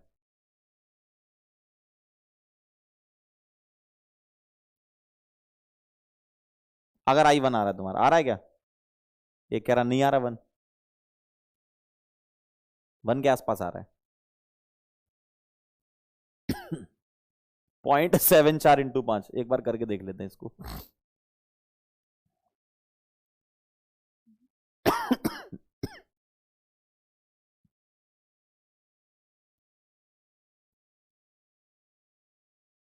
ठीक है, 0.99 के आसपास आ रहा है, मतलब वन ही बोल दो। और वन बोलने का मतलब क्या है? नॉन डिसोसिएटिव है ये। और नॉन डिसोसिएटिव यानी कि एक्स उसका क्या होगा? 0%। टूट ही नहीं रहा है, फोर्थ लगा देंगे, टूट ही नहीं रहा ना। ग्लूकोज, फ्रक्टोज, यूरिया कहां टूटते हैं बेटा? डिग्री ऑफ डिसोसिएशन 100% नहीं लगाओगे, कई लोग थर्ड आंसर लगा रहे हैं। 100% तो गलत हो जाएगा। 100% का मतलब पता है क्या है? 100% मतलब पूरा टूट गया वो। आई वन आने का मतलब क्या है? ग्लूकोज, यूरिया, सुक्रोज टाइप के हैं जो टूटते ही नहीं है। 100% क्यों बोल रहे हो? 100% का मतलब तो हो जाता कि आई एन के बराबर आ जाएगा अगर तुम 100% ले रहे हो, और इसका एन 2 है यानी कि आई 2 आना चाहिए था फिर, अगर ऐसे सोच रहे हो तो। ठीक है, चलिए बहुत बढ़िया। अगला सवाल, the molecular weight of benzoic acid in benzene as determined by depression freezing point method correspond to, बताओ। Benzoic acid in benzene, last turn पे मैंने आपको बताया है, बेंजोइक एसिड इन बेंजीन क्या होता है? डाइमर बनाता है। डाइमर, मैंने एसिटिक एसिड बताया था और ये बोला था कोई भी कार्बोक्सिलिक एसिड बेंजीन में डाइमर बनाता है ना? कोई भी कार्बोक्सिलिक एसिड बेंजीन में डाइमर बनाता है। ठीक है भाई, तो dimerization of benzoic acid, B answer आ जाएगा, ये तो सबको पता होगा। डाइमराइजेशन करता है ये, ठीक है, डाइमर बनाता है। चलिए अगला सवाल, एक लास्ट क्वेश्चन और फिर सॉल्विलिटी पढ़ लेंगे। ठीक है, फिर हेनरी लॉ के सवाल कर लेंगे, हो जाएगा काम। At 298 kelvin the highest osmotic pressure is exhibited by 0.4। अच्छा, ये इस टाइप का सवाल मैंने करा रखा है आपको, अब तो आंसर कर दो, ऐसे सवाल तो बड़े आसान होते हैं। हाईएस्ट ऑस्मोटिक प्रेशर बताओ जरा। Highest osmotic pressure is exhibited by 0.5 molar solution of, बोलो। पाई अगर ज्यादा, कॉन्सेंट्रेशन सेम दे रखी है, ठीक है, आई ज्यादा होना चाहिए, तो इसका आई चेक कर लो, आई ज्यादा मतलब एन से चेक कर लो। आपको कुछ बोला नहीं है तो हम अज्यूम करेंगे, 100%, है ना? अज्यूम 100%, जहां पे इलेक्ट्रोलाइट होगा, जहां इलेक्ट्रोलाइट होगा, यानी कि यहां एन की वैल्यू 2 है तो आई की वैल्यू 2 होगी। यहां बता दो, यहां एन की वैल्यू कितनी है? 2 इसके और 1 इसका। एन की वैल्यू बताओ कितनी है? एन की वैल्यू कितनी है? 3। 2 इसके आयन, 1 इसका, तो आई की वैल्यू कितनी हो जाएगी बेटा? 3। सही है, ये तो वैसे भी टूटते उठते नहीं है, तो आई सीधा 1 लिख दो, इसका आई 1 लिख दो। और जहां इलेक्ट्रोलाइट है वहां 100% अज्यूम कर लेना। इनमें तो वैसे भी इलेक्ट्रोलाइट है, होते नहीं है, ग्लूकोज, यूरिया, सुक्रोज वगैरह, आई 1 होता है इनका। तो अब आप ये चेक कर लो आई किसका ज्यादा है, CaCl2 का ज्यादा है, सिंपल। सबका आंसर सही है, वेरी गुड, बहुत बढ़िया, वेरी नाइस, सही जा रहे हो एकदम मस्त। सॉल्युबिलिटी के बारे में बात कर लेते हैं, बहुत सिंपल सी चीज होती है। आप आयनिक इक्विलिब्रियम में थोड़ा बहुत पढ़ के आते हो, मतलब थोड़ा बहुत नहीं, काफी पढ़ के आते हो। सॉल्युबिलिटी को कैसे डिफाइन करते हैं बेटा? सॉल्युबिलिटी को डिफाइन किया जाता है कि अमाउंट ऑफ सॉल्यूट डिसॉल्व, आप कितना सॉल्यूट डिसॉल्व कर रहे हो उस पर्टिकुलर सॉल्वेंट में, उसको हम क्या बोलते हैं? सॉल्युबिलिटी।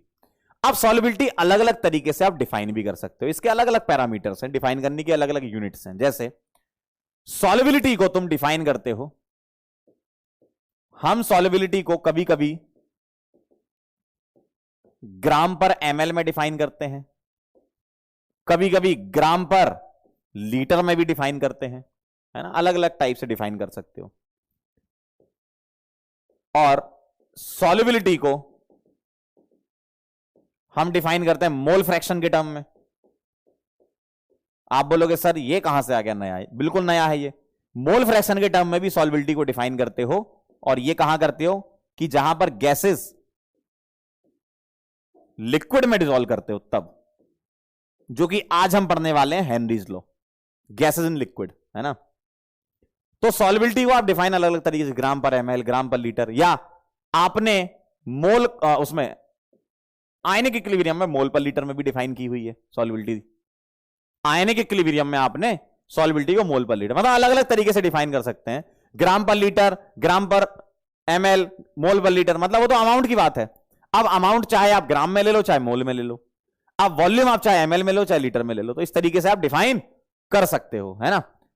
तो क्या बोला, अमाउंट ऑफ सॉल्यूट डिसॉल्व। अब अमाउंट आपने ग्राम में लिया या अमाउंट आपने मोल में लिया, वो आपके ऊपर डिपेंड करता है, ठीक है। वॉल्यूम आपने सॉल्वेंट जिसमें डाल रहे हो उसको एमएल में लिया, लीटर में लिया, वो डिपेंड करता है। लेकिन यहां जो इंपॉर्टेंट केस हमारे लिए जो हम पढ़ेंगे, सॉल्युबिलिटी को हम डिफाइन करेंगे मोल फ्रैक्शन के फॉर्म में, जहां पर गैसेस लिक्विड में डिसॉल्व हो रही होंगी, गैसेस लिक्विड में डिसॉल्व हो रही होंगी, वहां पर सॉल्युबिलिटी हम डिफाइन करेंगे, ठीक है। तो कोई बहुत बड़ी बात नहीं है, कोई उसमें नहीं जाना है कि सर 11वीं क्लास में तो पढ़े ही नहीं थे। अरे क्या मतलब है, नहीं पढ़े थे चाहे पढ़े थे, उससे क्या मतलब है, जो मैं बोल रहा हूं वो दिमाग में जाना चाहिए, ठीक है। अब बोलोगे सर आपने आयनिक इक्विलिब्रियम का नाम कैसे ले लिया, ये तो हमको आते ही नहीं है। अरे यार, सॉल्युबिलिटी को हम कैसे डिफाइन करते हैं वो समझा रहा हूं। उसमें चाहे तुम्हारे पास दिमाग हो चाहे नहीं हो, समझ सकते हो आराम से, चाहे तुमने पढ़ा हो चाहे नहीं पढ़ा हो, तो आराम से समझ सकते हो। अमाउंट का मतलब अमाउंट मतलब समझते हो, इतना तो पता होना चाहिए। अमाउंट तक तो आता है ना, आयनिक भले ही ना आता हो, अमाउंट तो आता है ना। अमाउंट मतलब या तो कोई ग्राम में ले लो आप, मोल में। मान लो तुम्हारे पास शुगर है, तो शुगर को कैसे नापोगे, इसके लिए तुम्हें आयनिक इक्विलिब्रियम आना चाहिए क्या? जल्दी बताओ। ठीक है, शुगर को कैसे नापोगे? मान लो तुम्हारे घर में चीनी रखी हुई है, अभी तुम किचन में जाना क्लास के बाद और शुगर को हाथ में लेना, तो अगर कोई पूछे इसको कैसे डिफाइन करें, वजन के फॉर्म में तो डिफाइन करोगे कि बोलोगे हमने तो आयनिक इक्विलिब्रियम पढ़ा ही नहीं है। मम्मी बोले आधा किलो शुगर ले आना, मम्मी आयनिक नहीं हुआ अभी हमारा। है क्यों? मम्मी ने तुमको भेजा कि बेटा जाओ आधा किलो दुकान से शुगर ले आओ, शक्कर ले आओ जरा चाय बनानी पापा के लिए। तो क्या बोलोगे तुम? मम्मी हमने तो आयनिक पढ़ा ही नहीं अभी हम कैसे ले आए? तो ऐसी हरकतें ना करें, यहां ध्यान दें, ठीक है। तो तुम ग्राम में भी ले सकते हो, मोल में भी ले सकते हो, और मोल फ्रैक्शन के फॉर्म में हम यहां डिफाइन करेंगे सॉल्युबिलिटी को, जहां पर गैसेस इन लिक्विड, ये हम पढ़ेंगे ताजा ताजा, ठीक है। तो ये थोड़ा सा बेसिक कॉन्सेप्ट इसका था। अगर solubility of solid in liquid हम डिफाइन करें, कि मान लो मेरे पास शुगर है और हमने उसको पानी में डाल दिया, ठीक है, हम solubility of solid in liquid कैसे डिफाइन करें? तो वो किस चीज पे डिपेंड करेगी? नेचर ऑफ सॉल्यूट पे डिपेंड करेगी, ठीक। वो किस चीज पे डिपेंड करेगी? नेचर ऑफ सॉल्वेंट पे डिपेंड करेगी। इसको कैसे पता करते हैं? एक सिंपल सा कॉन्सेप्ट होता है, like dissolve like. Like dissolve like वाला कॉन्सेप्ट होता है, मतलब पोलर पोलर में और नॉन पोलर में डिसॉल्व होता है, क्योंकि फोर्सेस सेम टाइप के होते हैं ना, पोलर पोलर में और non polar in non polar. तो लाइक डिसॉल्व लाइक का फंडा यहां लगता है कि अगर सॉल्यूट तुम्हारा उसी नेचर का है जैसा सॉल्वेंट है ना, तो इसलिए हम बोलते हैं लाइक डिसॉल्व लाइक। प्रेशर पर कोई फर्क नहीं पड़ता, क्योंकि सॉलिड है आपका सॉल्यूट, तो वहां पर प्रेशर वेरी करने से कोई फर्क नहीं पड़ता, सॉलिड है सॉल्यूट, है ना। प्रेशर की बातें वहां ज्यादा आएंगी जहां पर गैसेस वगैरह होगी, है ना, या लिक्विड में आ सकती है, सॉलिड में नहीं आती। टेम्परेचर की बात करें तो डिपेंड करता है, दो केस यहां बन सकते हैं।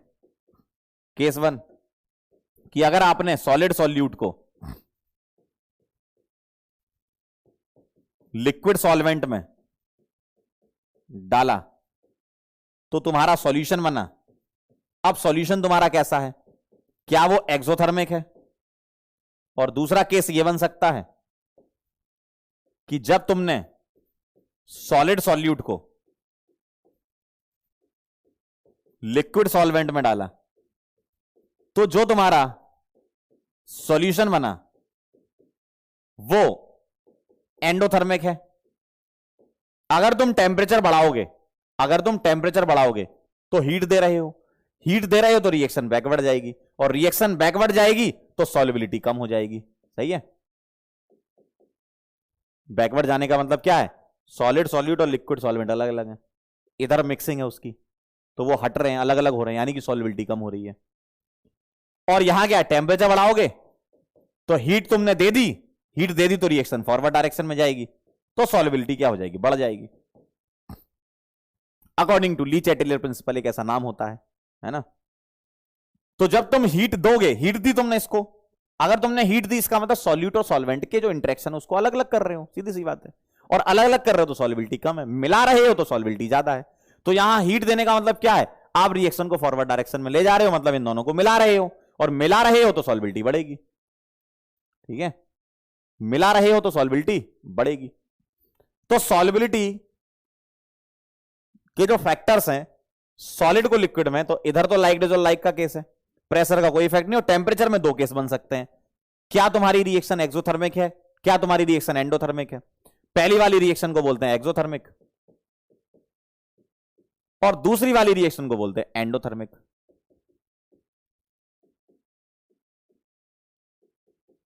ठीक है?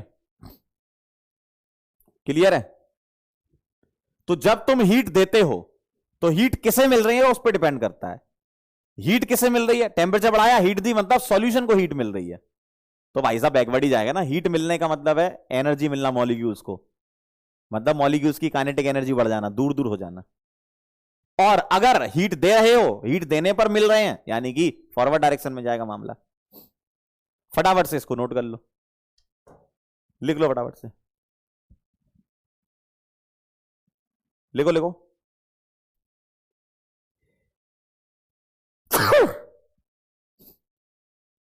एक कह रहा सर टी का एरो आपने सेम किया, मैं तो टेम्परेचर बढ़ा के देख रहा हूं, दोनों ही केस में टेम्परेचर बढ़ा रहा हूं। टेम्परेचर बढ़ाया सॉल्युबिलिटी कम, टेम्परेचर बढ़ाया सॉल्युबिलिटी बढ़ी, मैं तो टेम्परेचर बढ़ा के देख रहा हूं दोनों में ही। आप टेम्परेचर कम करके देख लो, टेम्परेचर कम करोगे सॉल्युबिलिटी बढ़ेगी, टेम्परेचर कम करोगे सॉल्युबिलिटी कम होगी।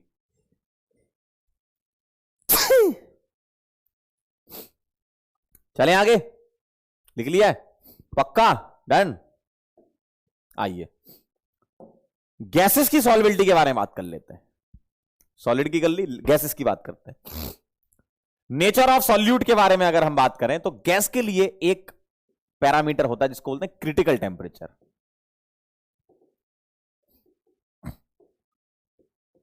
टीसी अगर ज्यादा तो सॉल्युबिलिटी ज्यादा। सर ये टीसी क्या होता है? हर एक गैस का अपना क्रिटिकल टेम्परेचर होता है, जैसे CO2 के लिए 31 डिग्री सेंटीग्रेड के आसपास होता है ना। टीसी का मतलब है क्रिटिकल टेम्परेचर, क्रिटिकल टेम्परेचर। और क्रिटिकल टेम्परेचर वो टेम्परेचर होता है जिसके ऊपर गैस को लिक्विफाई नहीं कर सकते, है ना। तो क्रिटिकल टेम्परेचर क्या टेम्परेचर है? वो मैक्सिमम टेम्परेचर जिसके ऊपर गैस लिक्विफाई नहीं हो सकती, गैस गैस के फॉर्म में रहेगी, लिक्विफाई नहीं हो पाएगी, है ना।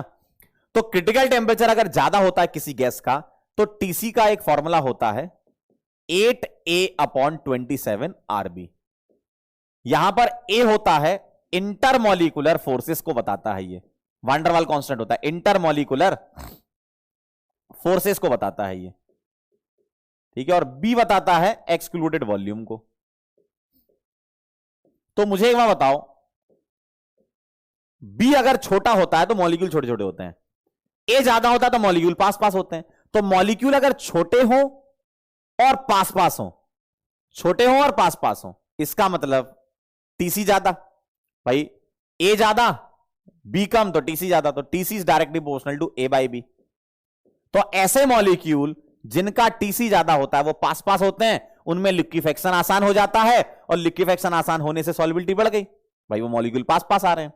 यानी कि ऐसी गैसेस जिनका क्रिटिकल टेम्परेचर ज्यादा, यानी कि उसके फोर्सेस ज्यादा और मॉलिक्यूल छोटे, तो सॉल्युबिलिटी बढ़ जाएगी, क्योंकि पैकिंग अच्छी होने लगेगी, तो गैसेस से तुम लिक्विड की तरफ आने लगोगे, है ना। ये कहानी है।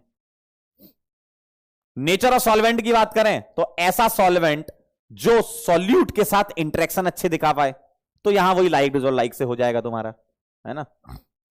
टेम्परेचर की बात करें तो ये ऑलवेज एक्सोथर्मिक होती है। जैसे गैस इन लिक्विड की बात करें तो जो आपका सॉल्यूशन बन रहा है वो एक्सोथर्मिक रिएक्शन होती है, हीट निकलती है, क्योंकि गैसेस लिक्विड के साथ इंटरेक्शन कर रहे हैं तो फोर्सेस स्ट्रांग बन रहे हैं, तो हीट निकल रही है ना। तो टेम्परेचर बढ़ाओगे तो हीट दे दी, रिएक्शन बैकवर्ड जाएगी, यानी कि सॉल्युबिलिटी क्या होगी, कम। तो टेम्परेचर बढ़ाने पर सॉल्युबिलिटी कम हो जाती है। ऐसा क्यों होता है?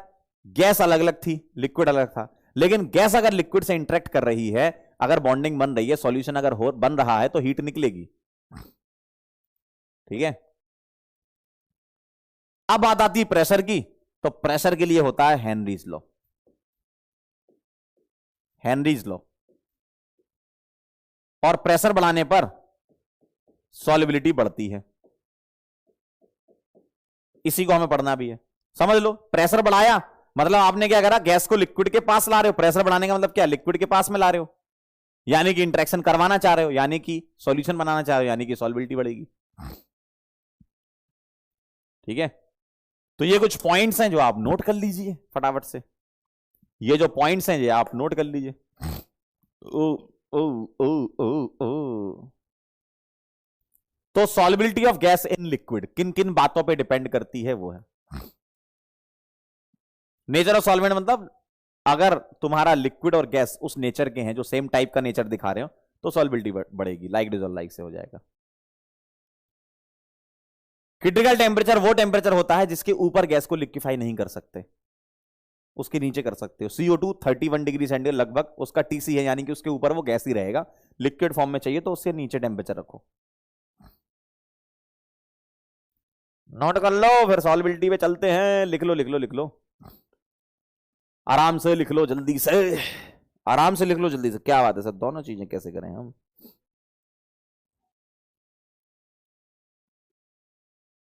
लिख लीजिए।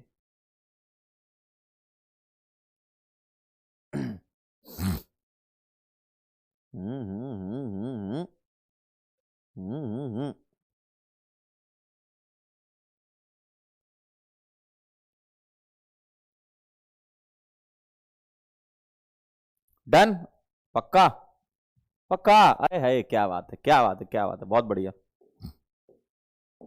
अगर मैं हेनरीज लॉ की बात करूं जो कि आपके सामने आ चुका है, solubility of gas in liquid is directly proportional, जो अभी बोला अपन ने, है ना। तो मैं ऐसे बोल रहा हूं कि प्रेशर इज डायरेक्टली, या solubility is directly proportional to pressure. मैं लिख रहा हूं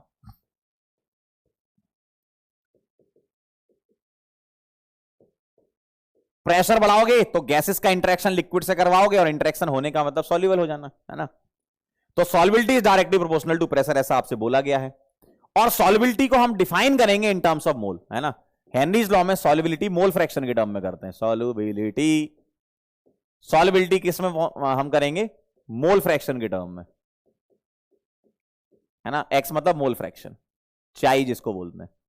तो मैं इसको ऐसा लिख सकता हूं कि pressure P is directly proportional to mole fraction of gas in liquid, कि गैस के मोल फ्रैक्शन लिक्विड में कितने जा रहे हैं, और गैस के मोल फ्रैक्शन जितने लिक्विड में जाएंगे उतना ज्यादा प्रेशर होगा। तो मैं इस तरीके से डिफाइन कर सकता हूं, है ना।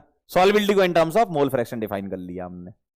तो प्रेशर को मैं लिखूंगा P is equal to, proportionality हटाऊंगा तो KH लिखूंगा इंटू X। ये हमारी इक्वेशन बनेगी हेनरीज लॉ की। अगर ध्यान सुनना,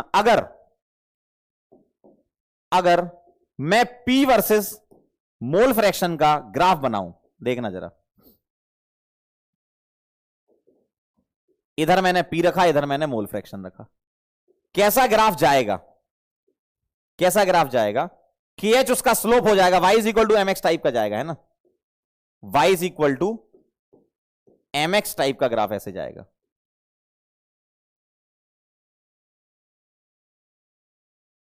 और ये क्या हो जाएगा, स्लोप। स्लोप क्या हो जाएगा आपका, KH। देखो भाई, y is equal to MX बोल दो ना इसको। अगर मैं एक ग्राफ और बनवाऊं आपसे, ध्यान से देखना, अगर मैं एक ग्राफ और बनवाऊं आपसे, मैं ये बोलूं कि बेटे ध्यान देना जरा, आपसे मैं ये बोलूं कि P अगर कांस्टेंट है, ठीक, एट P कांस्टेंट अगर मैंने कर दिया, मान लो अगर P कांस्टेंट है तो KH वर्सेस X का ग्राफ मुझे बनाना है। अगर P कांस्टेंट है, P कांस्टेंट है, KH और X का ग्राफ बनाना है, तो ये हो जाएगा X Y is equal to constant type का, जैसे PV is equal to constant type के ग्राफ होते थे। यानी कि ग्राफ का नेचर ऐसे आने वाला है। क्यों? क्योंकि x बढ़ाऊंगा तो y कम होगा, y बढ़ाऊंगा तो x कम होगा। मान लो p कांस्टेंट है तो ये कांस्टेंट हो गया, तो kh बढ़ाओगे तो मोल फ्रैक्शन कम, और kh अगर कम करोगे तो मोल फ्रैक्शन बढ़ेंगे, क्योंकि इनवर्सली प्रोपोर्शनल है। तो वही है, ऐसे इसको बोलते हैं रेक्टेंगुलर हाइपरबोला, इसका नाम होता है वैसे। तो ये ऐसा ग्राफ आता है। तो ये दो ग्राफ इसमें बना लेना आप, और P इज इक्वल टू के एच इंटू एक्स होता है। मोल फ्रैक्शन निकाल के, के एच आपको गिवन होता है, वो निकाल के P निकाल सकते हैं, या P गिवन होता है मोल फ्रैक्शन निकाल सकते हैं। ऐसे न्यूमेरिकल इसके होते हैं, है ना। पहले आप इसको नोट कर लो, फिर धीमे धीमे आगे बढ़ेंगे, सवाल भी करेंगे हम इसके। लिख लो, हाइपरबोला नाम होता है बेटा इसका। हाँ, फटाफट से नोट कर लो।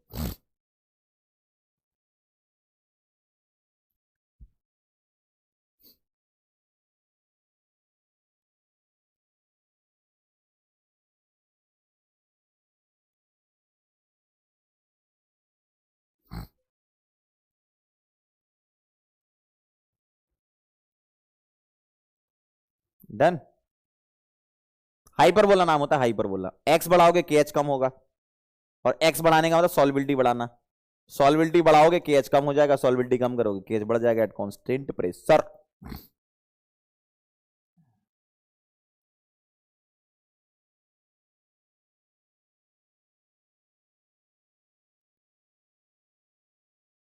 डन है, पक्का लिख लिया? चलो बहुत बढ़िया, बड़ा तेज लिख रहा हूं। अच्छा, के एच का नाम क्या है? लिख लो, के एच का नाम लिख लो। के एच है यहां पर Henrys law constant. Henrys law constant अलग अलग टेम्परेचर पे अलग अलग गैसेस की आपको निकाल के दे दिए जाएंगे, है ना, मतलब वो पहले से है। हेनरीज लॉ कांस्टेंट क्वेश्चन में गिवन होता है ये तो। अच्छा, हेनरीज लॉ कांस्टेंट की यूनिट क्या होगी? एक्स तो होता है मोल फ्रैक्शन, और मोल फ्रैक्शन यूनिटलेस, तो केएच की यूनिट और प्रेशर सेम यूनिट होती है ना, तो यूनिट जो है वो same as pressure, unit same as pressure. ठीक है, तो जो प्रेशर की यूनिट होती है वही हेनरीज लॉ कांस्टेंट की यूनिट होती है। ठीक है, डन है एकदम। यहां आप ये बोल सकते हो कि अगर एक्स बढ़ेगा तो केएच तुम्हारा कम होगा, और एक्स अगर कम होगा तो केएच तुम्हारा बढ़ेगा, और एक्स मतलब सॉल्युबिलिटी, है ना। चलो आगे बढ़ते हैं, लिमिटेशंस की बात कर लेते हैं अपन जरा। इनका कहना है कि the pressure of gas is not too high, gas का प्रेशर बहुत ज्यादा नहीं होना चाहिए, गैस का प्रेशर बहुत ज्यादा नहीं होना चाहिए, क्योंकि अगर P बहुत ज्यादा हुआ तो सॉल्युबिलिटी इतनी ज्यादा होगी, और सॉल्युबिलिटी बहुत ज्यादा मतलब ये समझ लो कि वो एक ही लिक्विड की तरह काम ना करने लगे, फिर पूरा ही घुल जाएगा, है ना। तो जो आप स्टडी या ऑब्जर्वेशन करने वाले हो गैसेस इन लिक्विड, तो कैसे करोगे? टेम्परेचर बहुत कम नहीं होना चाहिए, क्योंकि टेम्परेचर अगर आपने बहुत कम रख दिया तो मुझे क्या बताओ, टेम्परेचर अगर कम हो जाएगा तो सॉल्युबिलिटी बहुत ज्यादा हो जाएगी, और टेम्परेचर बहुत कम रखने से सॉल्वेंट पे भी फर्क पड़ेगा। सॉल्वेंट में फर्क कैसे पड़ेगा? यूजुअली सॉल्वेंट पानी लेते हो, टेम्परेचर आपने बहुत कम रख दिया, जम गया वो तो, है ना, तो क्या ही स्टडी करोगे फिर। The gas should not undergo any chemical reaction with solvent. मान लो आपने ले लिया सपोज अमोनिया, आपने अमोनिया गैस को पानी में डाल दिया, तो ये तो घुल गई, ये तो घुल गई ना, डिजोल्व हो गई भाई, NH4OH बना लेता है ये। तो ऐसी गैस होनी चाहिए जो रिएक्ट ना कर रही हो, है ना, तो आपस में रिएक्शन नहीं करनी चाहिए। The gas should not undergo dissociation in solution, मतलब ब्रेक नहीं होना चाहिए, कोई ऐसी गैस हो जो आयंस के फॉर्म में ब्रेक हो रही हो, तो आयंस के फॉर्म में ब्रेक नहीं होनी चाहिए, क्योंकि आयंस के फॉर्म में ब्रेक हो गई तो डिसॉल्व हो गई एक तरीके से, मतलब ये दोनों एक दूसरे से कनेक्टेड ही हैं। पॉइंट नंबर 3 और 4, है ना। जैसे HCl तुमने ले लिया, HCl गैस तुमने ले ली, तो पानी में डालोगे तो ये H+ एक्वस और Cl- एक्वस बना लेगा, तो अब गैस तो बची नहीं ना, आयंस के फॉर्म में कन्वर्ट हो गया ये। ठीक है, तो ये कुछ पॉइंट है, अभी लिख रहा हो कि बाद में लिखोगे? अभी लिख रहे हो या बाद में लिखोगे बेटी?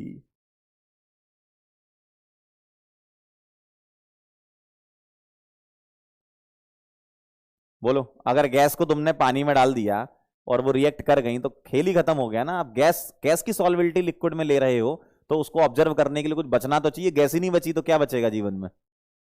गैस नहीं बची तो जीवन में बचेगा क्या फिर? हेनरीज लॉ के कुछ एग्जांपल हैं छोटे छोटे से, देख लो।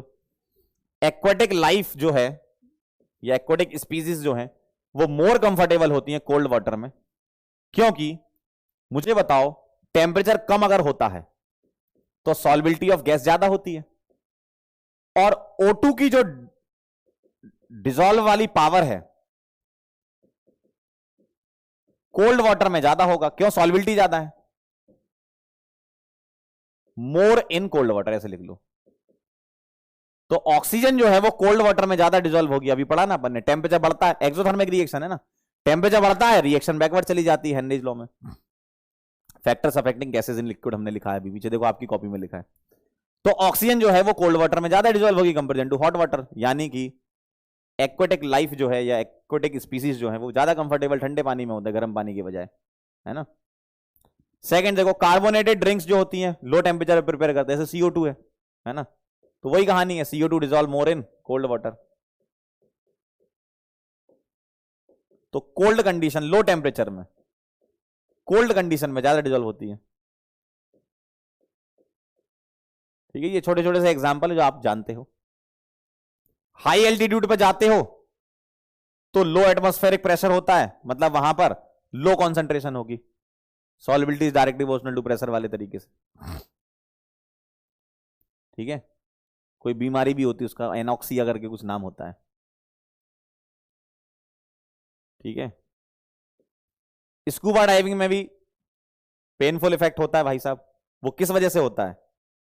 सॉल्युबिलिटी की वजह से होता है। तो सॉल्युबिलिटी को लो करने के लिए हीलियम मिलाते हैं, और हीलियम किसकी तरह काम करती है? इनर्ट गैस की तरह।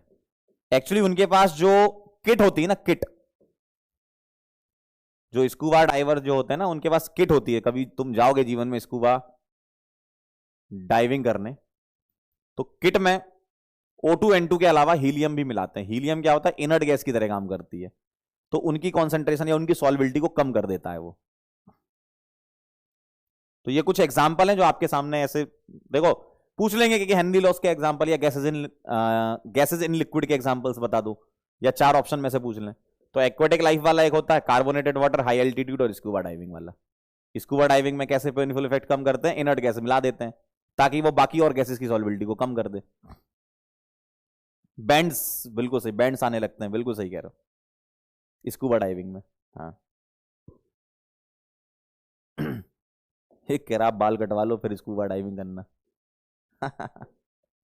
चलो सवाल कर लेते हैं तो समझ जाओगे कहानी, है ना। ये थोड़े कनेक्टेड सवाल होते हैं जो तुमको वैसी फील आ जाएगी। चलो पहला सवाल बताओ, solubility of gas in liquid depends upon, फटाफट से। Solubility of gas in liquid किस बात पे डिपेंड करती है? गैसेस के क्रिटिकल टेम्परेचर पर, यानी कि नेचर ऑफ गैस पर। इंटरेक्शन कैसे हैं? लाइक डिजॉल्व लाइक वाली चीज पर। ठीक है, टेम्परेचर पर, एक्सोथर्मिक होती है रिएक्शन, टेम्परेचर बढ़ाते हो तो solubility of gas in liquid कम हो जाती है, यानी कि ऑल ऑफ द अबव बोल दूं मैं, है ना।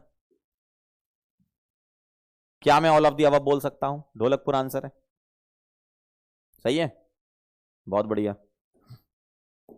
अगला सवाल, low concentration of oxygen in the blood and tissues of people living at high altitude is due to, किसकी वजह से होता है?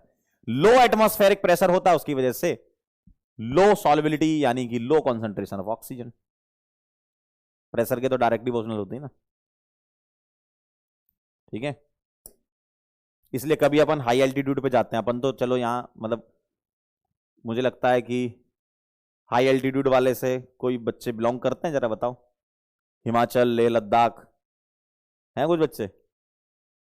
अगर हम लोग इधर वाले आगरा, झांसी, ग्वालियर, मध्य प्रदेश, महाराष्ट्र, इधर वाले लोग अगर वहां जाते हैं तो बड़ी सांसें सी फूलने लगती है ना, तो वो यही कारण होता है। चलो आगे चलते हैं। अगला सवाल, the value of Henry's law constant KH is, बताओ जरा। The value of Henry law constant KH is greater for gases with higher solubility, greater for gases with lower solubility, constant for all gases, not related to the solubility.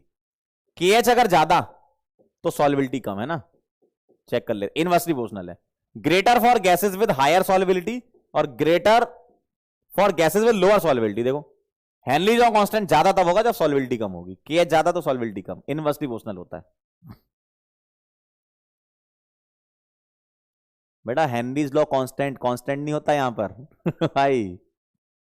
ऐसी gases, हर एक gas का अपना KH होता है भाई।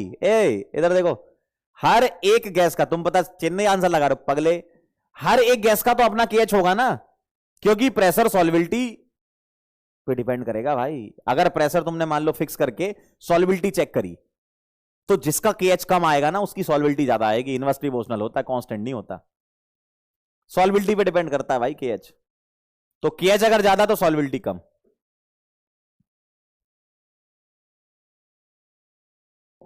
चलो अगला सवाल करके बताएंगे जरा, ट्राई करें, एक ही फॉर्मूला है, pressure is equal to KH into x. फटाफट से सभी लोग सॉल्व करें। हेनरी लॉ कांस्टेंट दे रखा है 1.67 इंटू 10 की पावर 8 पास्कल, पीए मतलब pascal. Calculate the quantity of CO2 in 500 ml of soda water when packed under 2.5 atm CO2। फटाफट से आंसर बता दो, सॉल्युबिलिटी निकाल लो। क्वांटिटी बतानी है CO2 की, आप मोल के फॉर्म में भी बता सकते हो और वेट के फॉर्म में, जैसा आपकी इच्छा हो। आप CO2 के मोल निकालना चाहते हो कि वेट, जल्दी बता दो फटाफट से, सॉल्व कर लो जरा। कभी तो पॉसिबल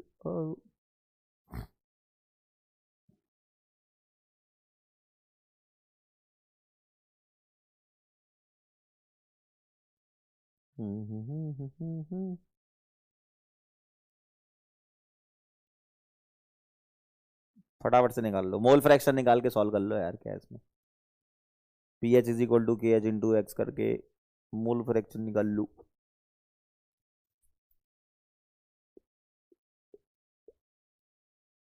टू 2.5 ATM दिया है ना, तो उसको पास्कल में कन्वर्ट कर लेना, 10 की पावर 5 से मल्टीप्लाई करके।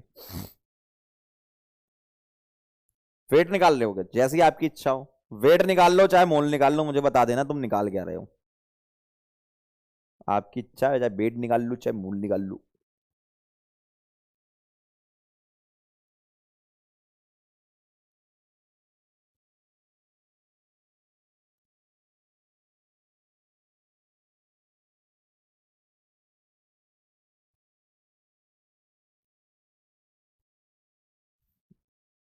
कितना आ रहा है?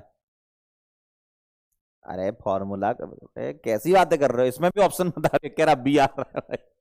कैसे पागल लोग हैं भाई।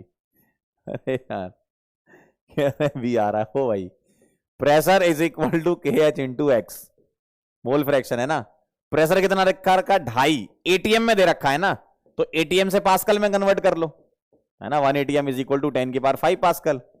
यार आंसर भी आ रहा है KH कितना दे रखा है, 1.67 इंटू 10 की power 8 into mole fraction of the gas.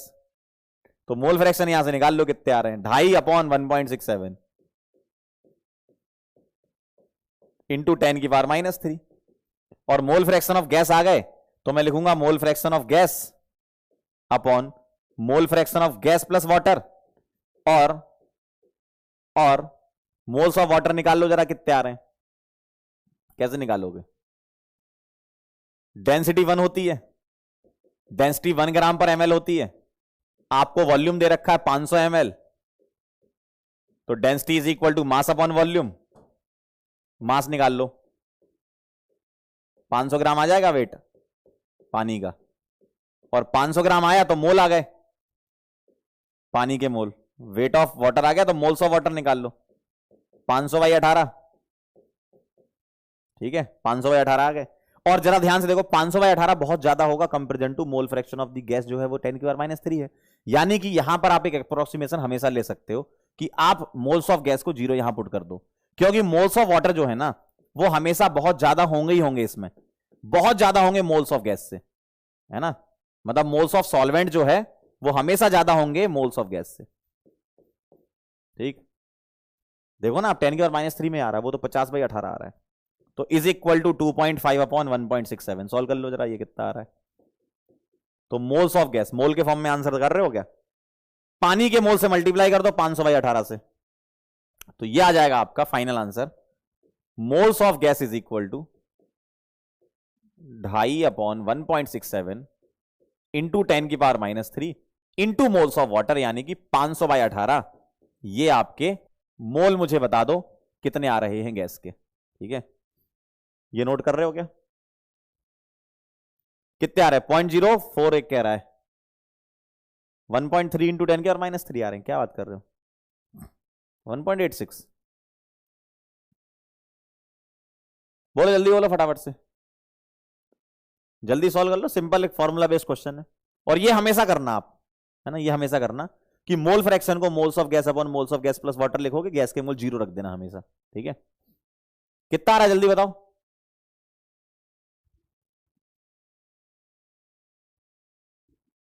18 तो मॉलिक्यूलर वेट वाटर का होता है यार, कैसी बातें कर रहे हो। मोल बता दो। 0.04, 1.8, क्या है ये, मोल है कि वो है? वेट निकाल लो, मोल निकाल लो, बता देना। ये नोट कर लो जल्दी से। ये कह रहा घर जाना है, बेटा घर पे ही तो, कहां घर जाना है तुम्हें? घर तो हमें जाना है, तुम्हें नहीं। मोल्स ऑफ गैस यहां से निकालोगे 0.04 के आसपास आपका आंसर ये आएगा। ठीक है, और अगर वजन निकालना है, वेट ऑफ गैस, गैस क्या CO2 है ना, है ना, तो CO2 अगर है तो 0.04 इंटू 44 कर दो, ये निकाल लो कितना है।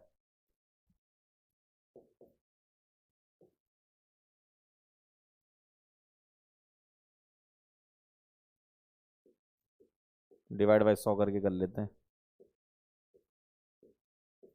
176 के आसपास आ रहा है। 1.76, 1.76 के आसपास आ रहा है क्या?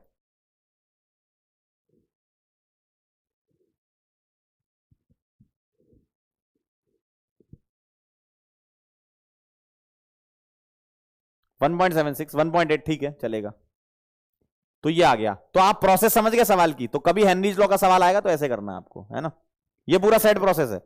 हर सवाल में ऐसा कुछ ना कुछ दे रखा होगा, केस दे रखा होगा, या कभी एक्स दे रखा हो प्रेशर निकलवा लेंगे, प्रेशर दे रखा हो एक्स निकलवा लेंगे, या मोल निकलवा लेंगे। ये पूरा प्रोसेस है। ठीक है, सवालों को आपको ऐसे सॉल्व करना है। क्लियर एकदम? तो चलिए जाते जाते हम आपको बोलना चाहते हैं थैंक यू सो मच, आप यहां पर आए और आपने हमसे बहुत सारी प्रैक्टिस करी, हेनरीज लॉ खत्म किया और चैप्टर हुआ आपका समाप्त। अब इसके बाद आप लोग, एक बच्चा कह रहा था सर ओस्टवाल्ड वाकर मेथड, तो बेटा ओस्टवाल्ड वाकर मेथड आपके सिलेबस में नहीं है। अगर कहीं से सवाल आपके पास आ गया हो तो आप छोड़ देना उसको। ठीक है, ओस्टवाल्ड वाकर मेथड आपके सिलेबस में नहीं है। इतना बस सिलेबस है आपका, इतना ही आपको पढ़ना है। ठीक है, और आपको रिवाइज करते रहना है। आप इसको, इसके आप नोट्स बना लो, इसके शॉर्ट नोट्स बना लो। ठीक, इसका मैं आज आपको माइंड मैप जो है वो अपलोड करवा देता हूं। अभी क्लास के बाद माइंड मैप आपके सामने आ जाएगा सॉल्यूशन का, तो उससे भी आप देख लेना रिवीजन के लिए। ठीक है, और आप जितनी चीजें बस मैंने पढ़ाई हैं इतनी ही आपको तैयार करनी है, इसके अलावा कुछ नहीं करना। ठीक है, जितनी चीजें मैंने पढ़ाई हैं बस इतनी ही तैयार करनी, इसके अलावा कुछ नहीं करना। ओस्टवाल्ड वाकर मेथड छोड़ देना, और भी कहीं अगर कुछ और आ रहा हो तो वो भी छोड़ देना। बस जितना टॉपिक कवर कराए ना इतने ही नीट में आते हैं। ठीक है, ओस्टवाल्ड वाकर वाला जेई में है, नीट में नहीं है, तो नीट में हम ये पढ़ाते हैं। इतना ही। ठीक है, माइंड मैप अभी आपके सामने आ जाएगा। ठीक, और बताओ। लेकिन नेक्स्ट टर्न पे हम, यानी कि कल प्रैक्टिस करेंगे, पीवाईक्यूज करेंगे हम। कुछ में जेई मेन के ऐसे पीवाईक्यू जो नीट के लिए इंपॉर्टेंट है वो भी करा दूंगा आपको। तो कल क्या करना है, आपको पूरा चैप्टर रिवाइज करके आना है, फॉर्मुलेज रिवाइज करके आना है। कल होगा स्टार्टिंग से लेकर एंड तक धुआंधार प्रोग्राम। ठीक है, धुआंधार प्रोग्राम आपका होगा। ठीक है, और बताओ।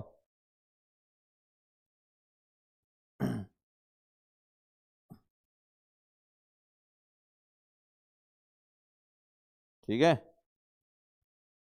चलें फिर। बहुत बहुत धन्यवाद आप सभी लोगों को। तो अब हम मुलाकात करेंगे कल। आप शायरी कल ही सुनाएंगे यार, कल आज थोड़ा मूड नहीं है। ठीक, या सुना दूं? सुना ही दूं यार, आप जा ही रहे हो तो। टेस्ट का syllabus elevation in boiling point, elevation in boiling point है टेस्ट का syllabus. Elevation in boiling point. अगली क्लास कब से तुम्हारी भाई?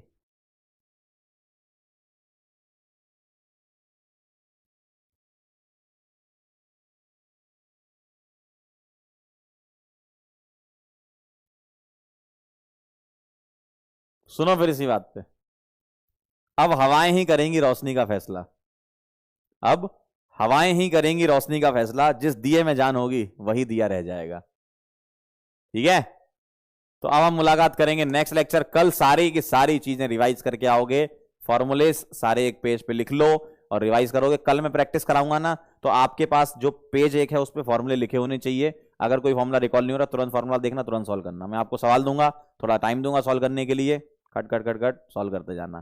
ठीक है, फॉर्मूले सामने रखना आपने। ठीक है, मिलते हैं बेटा फिर, तब तक के लिए ओके बाय। पढ़ के आना और ठीक है।